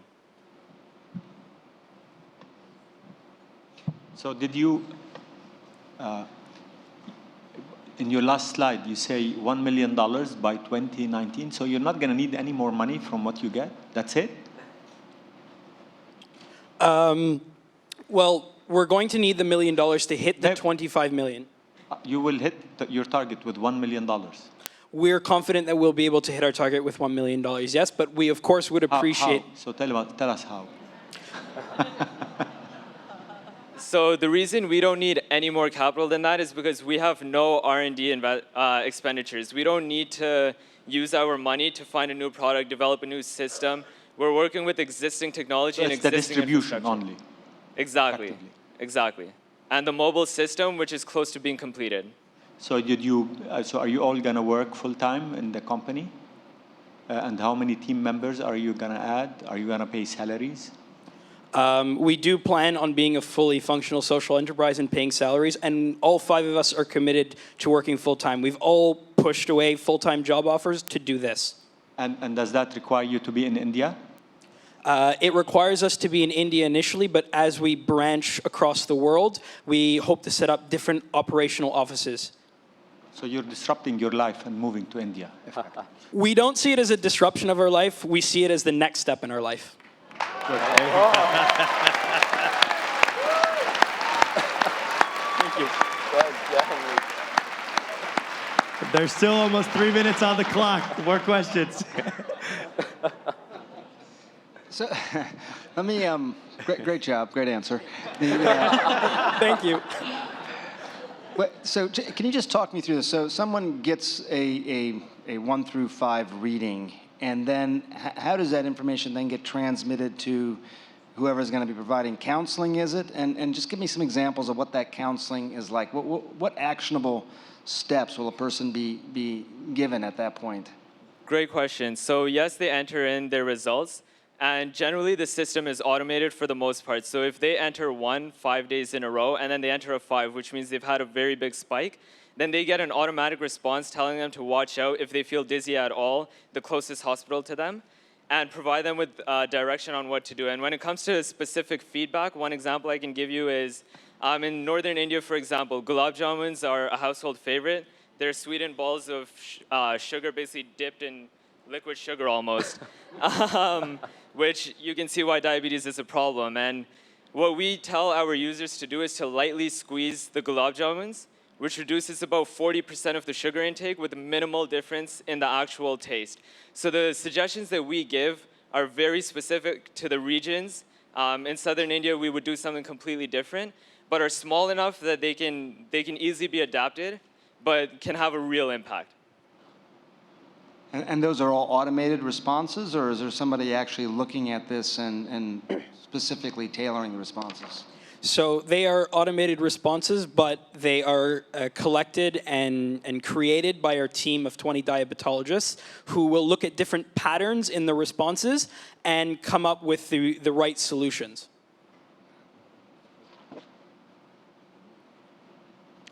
All right, you guys use your time up. You got 20 more seconds. Or just hear the roaring crowd. Thank you. Great job. Great job. And I can attest, thank you guys so much. That's Reach. Thank you. I can attest to them giving up their lives. I think this team probably had more trips back and forth from Boston to India as they were piloting than anyone else. Now is thank you guys. Now is the change up in our program. You guys are used to watching all of our jury members go backstage, and it didn't really make sense to me when we began thinking about it because these are the stars of the show along with our startups. So we made a design change. We'd like to ask the judges to come onto the stage, and we're actually going to have them hash it out a little bit on stage. So taking one from American Idol, and come on up. And we're going to have them discuss the ideas, and then we'll send them backstage, and you guys will have an opportunity amongst yourselves to discuss the ideas, and we'll do maybe a crowd vote or something like that. Not to pick the winner, just to get a crowd favorite. Okay, I'd like to bring out their moderator. It's going to be Dr. Hitendra Patel. Dr. Patel, I call him Dr. Patel because he's my professor. Yeah, he needs applause. Come on out. Dr. Patel is one of the co-founders of Monitor Group's innovation practice. He leads the innovation program at Hult International Business School. He's the guy that served to me as a mentor. I went to work for him before I went to work on Hult Prize full-time, and he's taught me the importance of understanding business model innovation, disruption, and what is really a breakthrough innovation. I think that he's played a critical role in the development of the Hult Prize over the last 5 years. He runs our accelerator program. He literally spends hours each day during the summer with each one of our 6 companies. He knows them as good as anyone.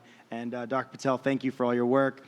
He also gets the, I think, the privilege sometimes, and sometimes the challenge of having to work with the President Clinton team to develop the case study every year, which is narrated by President Clinton and uses his perspective to challenge students around the world to come in and create these catalytic companies. So with that, I'll turn it over to you guys, and I think I'm going to enjoy the rest of the night back there. Thanks.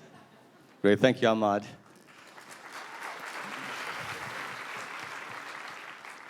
But perhaps a round of hand for all the 6 teams. That was amazing, wasn't it? That was absolutely amazing. So maybe to get started with the panel, maybe a minute each reflection on the overall event so far. What have you seen? What excited you? What's something for a minute, each person. Who wants to start? Go, Kathleen. Do I have to push this? No, it's fine. Well, I think all of us in the audience probably agree that the amount of passion and interest and professionalism is pretty stunning. You really can't beat the enthusiasm of all of them for what they're doing and their commitment. So I think the overall process is incredibly rewarding, and we all learned a lot. Anybody else? Thank you. That's a good pair. I think it'd be really interesting to combine a bunch of these ideas, get the Nano health people together with the Reach people. Maybe they can get some eyeglasses from the R&B people as well. It was kind of amazing to hear some of these ideas, and I'd read about them ahead of time, but to hear them actually sort of come to life, I thought was answered a lot of questions. And non-communicable diseases are not as sexy as communicable diseases. They don't have the urgency or the news sort of momentum around them. So to hear this kind of passion around that, I thought was fantastic. The problem with prizes is that one wins, and I hate that. You know, the most interesting part of the Hult Prize, I think, is that you have hundreds of other business plans and teams that we don't hear about that are probably addressing serious issues that are very sustainable. So I was impressed. All 6 were really good. I mean, they all would have impact. Absolutely. So what Fadi is calling out for is somebody's out there should be funding some of the other teams also. Yeah, absolutely. Right. I think, just to add, I think the commitment, dedication, passion was just unbelievable. And the innovation, the new ideas, the concepts, it's going to be a tough evening. That's great. I like the bees. You like the bees. Great. No, I'm not voting yet, though. So. Dr. Yunus? Yeah, these are all health-related projects, the business ideas. And I feel kind of helpless because I don't know. I don't know anything about the science part of it. They're saying it and I'm agreeing with it. Because they sounded more like researchers than business people. Sure. Because we heard a lot of their science, not much about their business. Business part is what we should be looking for. That's what I was missing. And also on the science part, it's something. Some are known technologies that you see, and how that known technology has come into this. This is very exciting that they're digging it up and making it happen. So that's very interesting for to see.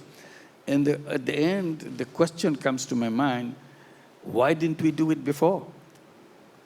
Why did we have to wait all this time? Because people are suffering. These are all health-related, and each one of them is very, very pressing need. So at least they brought it out. So we congratulate them, all of them, that for bringing that out and making it known that it has a business possibility, and seems like everybody's convinced about it. Very good. Thank you, Dr. Yunus. The challenge that we used this year was non-communicable diseases. We were pushed initially to do communicable diseases a lot more because it gets all the headlines like Ebola and other things. But what we found that diseases of this type are actually silent killers. People don't talk about them, but actually kill 60 to 70% of the people of the world. And so it's a silent killer, and in slums and spatially, there's nobody taking care of people over there. So that's why it surfaced out of this thing. Let me get you guys into another mode. The reason we chose you guys as judges is you are different. Some of you are medical experts. Some of you are entrepreneurs. Some of you are business leaders. Some of you are social experts in terms of enterprise and everything else. From all the ideas that you saw, just a comment on something that completely surprised you, something you feel could actually disrupt the healthcare industry. And I would like to hear from you guys, were there anything over here which says, wow, that could actually change the world, like our team previously with the crickets on food? It's a tough question. Like training the honeybee. That's interesting. And God knows how many other animals and insects we can train to make it happen for our healthcare. So this is a good start. And training, how many? 4.5 million bees or something? 5 million bees trained up. So it's a good training. Let's keep it moving.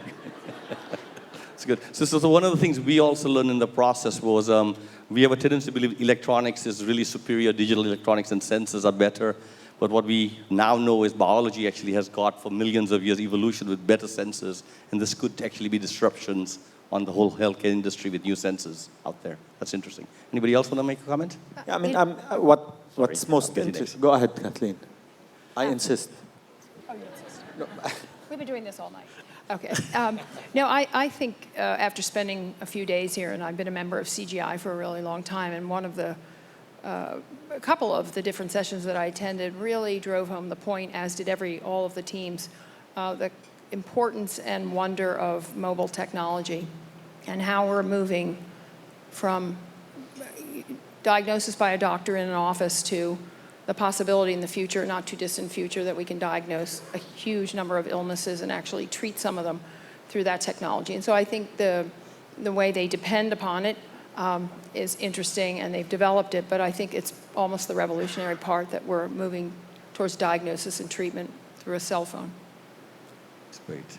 So I think, you know, that what's impressive and disruptive, I think, is the simplicity of this whole thing. So like Professor Yunus was saying, I mean, why didn't we think of it before? I mean, that's quite disruptive. I mean, the fact that these guys come up with simple, low-cost solutions and seemingly the ability to scale very quickly at a low cost. I mean, that's very disruptive. I mean, it doesn't have to be that really incredible scientific discovery that is going to change the world. It's these little small things. I mean, the strip or the eyeglasses,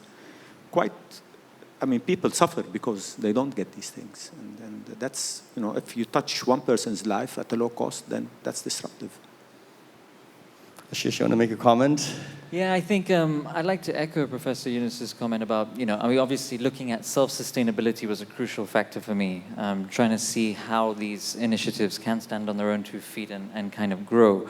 But what I was very impressed by was the sensitivities of local cultures in all of the initiatives, looking at how to really incorporate the communities and how to work with them, and being culturally sensitive towards that was fantastic. And on the bee guys, it would be great just to figure out if that can be replicated on humans. I think we could really see a new ball game as well. That's great. So one of the things we actually push the teams to come up with is the idea that if you're going to make it scalable, it's got to be simple. Otherwise, if it's complicated, you can't share, you cannot distribute those ideas, of course. And technology, as Kathleen was talking about, is critical in the solutions. And so they've been working hard on that, of course. Let me ask a different question. Were there any new business models that you discovered here that seems to be different, that could allow you to scale up faster, reach faster, and therefore make the impact that they're supposed to make? Well, let me try. Some of them said they tried it out through the NGOs. So that's one thing, that they have the technology, they have the business model in mind, so engage the NGOs to do the job. And how fast that they can go with the NGO, because they are not trained as a health workers. So this is a health program. So unless you have a well-trained professional health workers running the show, it may not be as fast as one would like, because NGO have varieties of activities of them, not necessarily exclusively doing it on healthcare issues. So that one thing I think they have to figure out as they go. In order to expand it, they have to have their own people, or they have to have contractual arrangements with similar type of people, those who can deliver healthcare services. No matter what we say, ultimately it's a healthcare service that needs some kind of preparation before you deliver it. I think the sexiest trend in today's startups is the sharing economy. Everybody talks about it, the Ubers, the Airbnbs, and these guys are actually doing that. They're tapping into already available resources on the ground to scale their businesses. So they use the NGOs that are already on the ground, the satis that are already needing to train, the micro entrepreneurs that are going to build the glasses. So I mean, these are already people that are in existence. They're just training them a little bit and scaling with that. So they're with the trend of Silicon Valley. Excellent. So again, I don't know if there'll be $16 billion like Uber, but I mean, it's 16 million people, which is much more important. So one of the challenges over here is working in slums. The infrastructure of slums is not very good.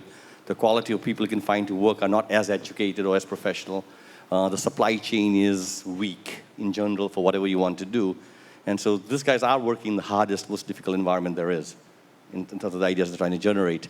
And therefore, they do need the shared economy. They need to borrow other people's NGO networks. But again, the question, let me throw it back to you guys, is how can they align the agendas of the NGO community groups who they want to partner with?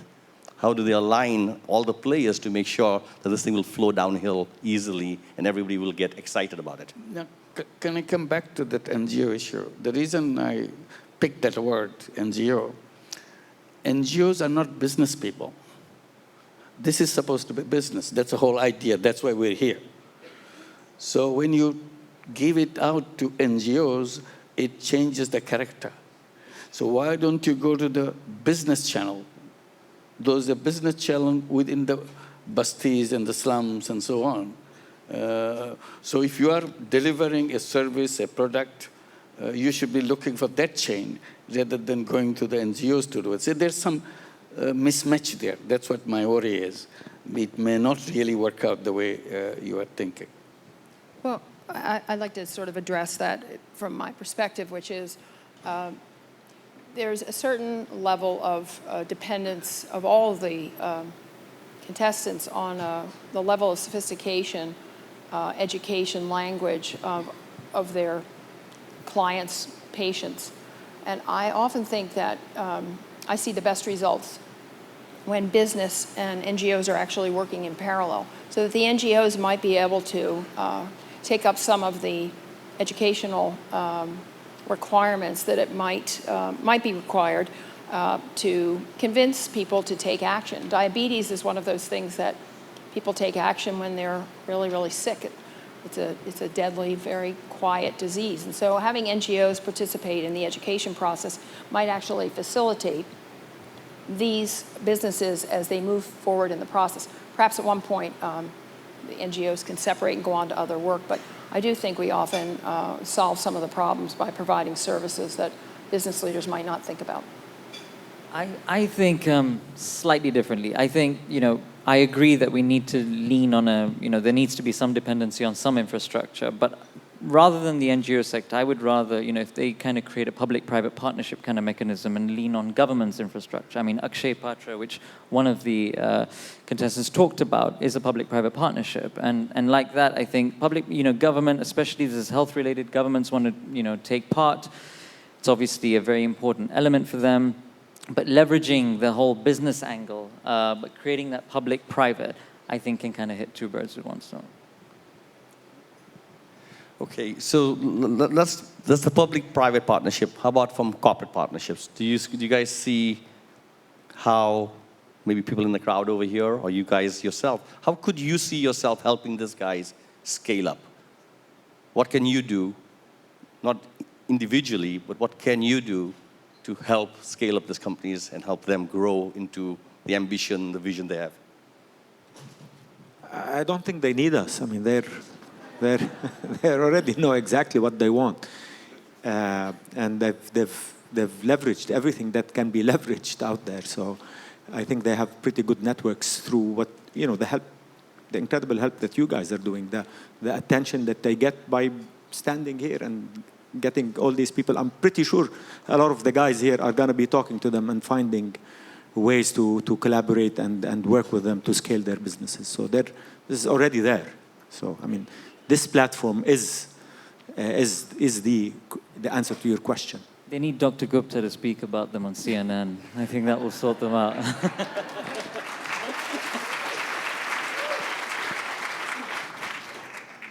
No, look, we will do some stories on CNN, yes. But it's interesting. I think their goals are pretty well defined. I mean, but some of them obviously still have some obstacles to overcome. Whether it be if one of them is something that needs to be qualified as a medical device, for example, and get through that whole process. That is probably something they haven't gone through before. So I think just some institutional expertise in that area. Some of the science is still growing, for example, with the bees. That is something that has been well documented for some time, this idea of animals being able to sniff out biomarkers, but being able to use it in this way and improve the science around this. It's still sort of fringe science, I think, would be something where, a little bit of help could be given. And I imagine they will learn a lot in terms of the obstacles as they grow as well. So some of that might just be unpredictable right now in terms of the expertise that is needed. They're gonna see what some of that expertise is over the probably months and years. Great. Does anybody else want to make a comment about partnering with corporates and helping corporates scale, using corporates as a lever to scale up? One thing as well, I mean, just in terms of goals, it seemed like many of their goals were to sustain themselves to be able to grow to a preset growth level. They all had a plan, 1 year and 5 year plan. So that it seemed like a little bit of a different playing field for them versus a true public-private partnership. So while it may be a public-private partnership, I think some of the goals may be different for, the different entities involved there. Okay, so we are probably 8 minutes away from going to the back to see President Clinton share with him and select the winning ideas over there. I would like to share the floor with you guys, give you each a minute, maybe just to reflect on what went through the day and maybe some guidance to the teams of what they should do next. Who wants to start? Well, I was very inspired. So I mean, it was quite impressive what we saw. So thank you for including us. Of course, Fadi.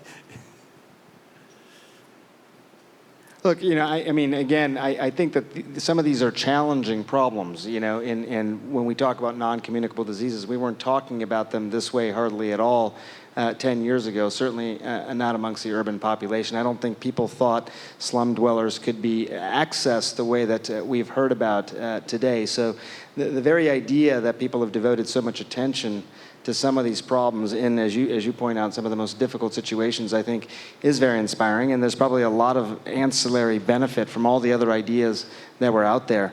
But I think in terms of advice, I guess, I think you said it, Fadi. I mean, it's got to be a simple idea ultimately, because otherwise, I think it's just having visited so many of these places, they're going to be difficult to implement more complicated ideas. They have to have trust because despite the fact that there is tremendous need, if trust isn't there, I think those needs will continue to not get addressed. These sathis, for example, with Nano Health, I think trust is going to be of paramount importance. How trusted are these sathis that go into these slums? And then to really make sure that other things aren't being missed. With eyeglasses, for example, there are lots of different reasons for people to have visual impairment. One of them is just simple changes in the eye, but diabetes, glaucoma, cataracts, things like that. You got to make sure those things aren't getting missed because, again, that could affect some of the trust as well, and not probably address the needs that they're trying to address in the first place. So it's complicated already, which is why I think the simple ideas probably are going to trump here. I think, to be honest, what they're trying to do is not easy. So we really owe them a lot of credit. I mean, trying to be innovative, creating scalable solutions in a sustainable manner with limited resources isn't easy. So I think what they've all done so far is fantastic. I think my input would be numbers matter, right? And I think especially if we're trying to create a social enterprise which is going to be self-sustainable, there needs to be a lot more emphasis on that. They need to be a lot more conservative, and they need to be very practical with their numbers in order to ensure that they don't burn out of cash very quickly. So things like that, I mean, I think requires a lot more emphasis, but as a whole, it's fantastic what we've seen. The way they impressed us, all of them, by presenting various ideas on healthcare sector, only demonstrates, only highlight that how porous the health system is, how much gaps, wide gaps left behind, and how many people, as one slide showed, fell through the cracks. These are not cracks. These are wide, wide gaps. Crack is supposed to be smaller. It's a wide gap in the society, in the healthcare sector. So that kind of thing it draws out. That's why we're all impressed, because this is a sustainable solution. They're not saying, give us some money, then we'll do that. This is a prize they're giving. So this doesn't say that this cannot stand by itself, because this is a business. That's what they're arguing. This is a profitable business. At the end of the day, we'll even make profit out of it. So why aren't we doing that? This is the question which comes out of these presentations. These are only 6. If you waited long enough, probably you'll have 600 of them to come up with new ideas and addressing the issues and so on. So this hopefully will open up that gate that, yes, there are creative solutions, there are ways to address that. So nobody is left out, nobody is missed out. Nobody has to give away his life or her life because the simple solution nobody cared to provide. That's the question they're raising. It's probably good that you're asking why haven't we already done this as opposed to saying it won't work, right? I mean, that's a pretty good position for them to be in, I imagine. And I think all of the groups recognize that people will fall through the cracks. Not everyone will buy into the system. Not everyone will take their advice. And so I think the beauty of all of this is that there are another 5,000 entrepreneurs behind them that can fill in some of those gaps, because we're just beginning to see the possibilities, and we need to try them out. We need to try all 6 of these out and another 600. So I think that's probably one of the most important things that we need to address, or what are the gaps? Who are the people to be left behind? Will this work? And I think the other thing we noticed is their intention to follow through and not be afraid of their failures, because there will be some, but they can adapt and innovate, and everybody seemed pretty flexible. That's great. Thank you very much. I'm really encouraged by the comments and the answers that you guys have given today. When we started this challenge, Ahmad, myself, President Steve Hodges, we sat together and we said this is probably the toughest challenge we're actually asking student teams to put together. And the response you guys are saying is we're not doubting the viability of solutions. We're basically saying it should have been done. Why hasn't it been done? We should be doing it. So I think that's very, very encouraging from a panel of such knowledgeable and experienced people. So thank you for doing that. And then just for the teams who were here, I just want to say I spent 8 weeks with them, and I've never seen a bunch of braver, more courageous individuals and great teammates and friends over the 7-8 weeks. They collaborated with each other as teams. They worked with each other, they had a great time. They smiled through so many difficult things. And this is a really great, resilient group of people who have got passion, persistence, and they are going to change the world. And we need to make sure we help them, push them, and encourage them. So thank you very much for that, and we'll go to the backup. Great. Judges, we'd like to ask you to make your way backstage. Audience, 10 minutes. Don't miss the big announcement. Take 10 minutes, get up, get a break. We'll be back with President Clinton. We'll have a few closing remarks, and we'll do the presentation of the 2014 Hult Prize. Thanks, everyone. Ladies and gentlemen, please welcome President Bill Clinton and our distinguished judges.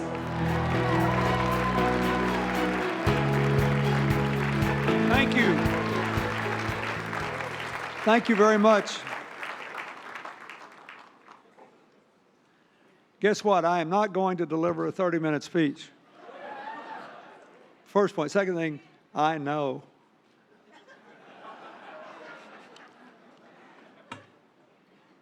I love the Hult Prize, and I talk about it all over the world. You, in so many ways, represent the future. I will never forget the year that there were 3 different prizes given for 3 different categories, and the winning team that won the prize for how would you best deploy 20 million solar panels in developing countries in a year was the NYU campus at Abu Dhabi, and the members were from India, Pakistan, China, and Taiwan. And they all came up on stage, and I said, "Are you absolutely sure you want this picture in the local newspaper?" And they said some version of, "We are so over all that." And anyone who saw the proposals of the young people here would not be as worried as the daily headlines would indicate we should be. I tell everybody all the time, if you want to truly assess the condition of the world, you have to take the headlines seriously, but you also have to look at the trend lines. The trend lines are with the finalists in this competition, with the idea of creative cooperation. So I want to thank the Hult executives for offering this prize every year and for giving all these incredibly gifted young people the chance to bring their ideas to bear on major challenges. So thank you to Philip Hult, Stephen Hodges, Ahmad Ashkar, and Hitendra Patel, and others. And the judges, thank you Fatih Gandour, Sanjay Gupta, Paul Pullman, Kathleen Rogers, Ashish Thakkar, my longtime friend of over 30 years, Muhammad Yunus, who convinced Hillary and me to open the first rural credit bank anywhere in the United States for microcredit. And I told him that bank is still running and making a profit and helping poor people. And that's just a little thing you did in a poor area of the world that was a one-off for you. And I'm very grateful. We all know that non-communicable diseases are the leading cause of death on every continent but Africa. And if Africa keeps growing and doesn't avoid some of the behavior patterns of the rest of the world, it will be the leading cause of death in Africa. They will be by 2030. So the proposals that have been made here attempt to answer the question of how we deal with this challenge. How do we prevent more? How do we reverse more? How do we deal with those that can't be prevented or reversed? In the words of my friend Paul Farmer, how do we ensure that the fruits of science benefit everyone? So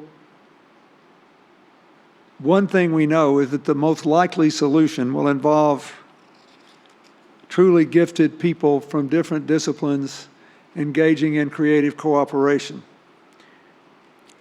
wherever in the world people are facing challenges with networks of cooperation, good things are happening. Wherever in the world people are facing challenges with a winner-take-all approach that elevates money and power over human advances, good things are not happening. So the Hult Prize is about more even than the solution to the problem advanced. It's about how the world has to work in the 21st century.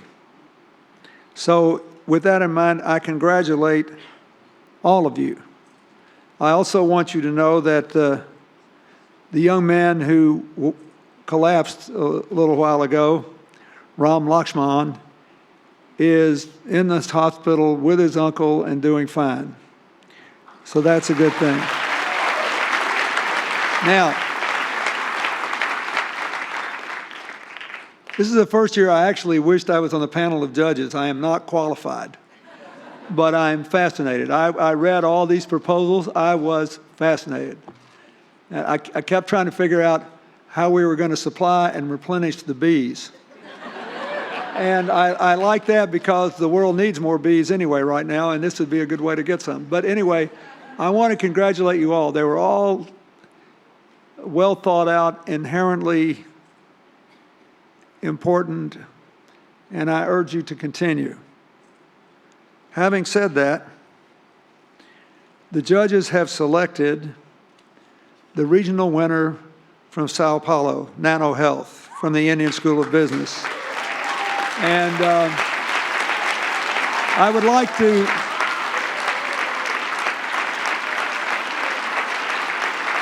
invite up here Manish Ranjan, Ashish Pandya, Aditi Vaish, Pranav Maranganti,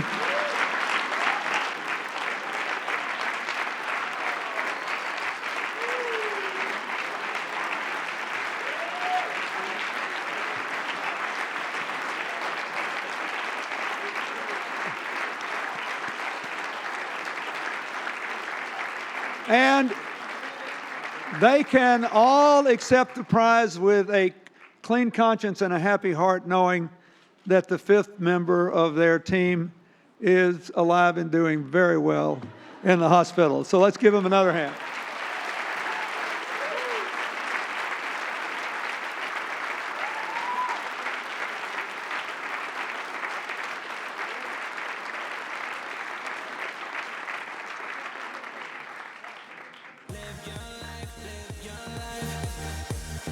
Let that love inside. It's your life, it's your life. Your beauty's deep inside, inside you. Don't let them bring you down, no. The beauty is inside you. Don't let them bring you down, no. Don't you know, don't you know?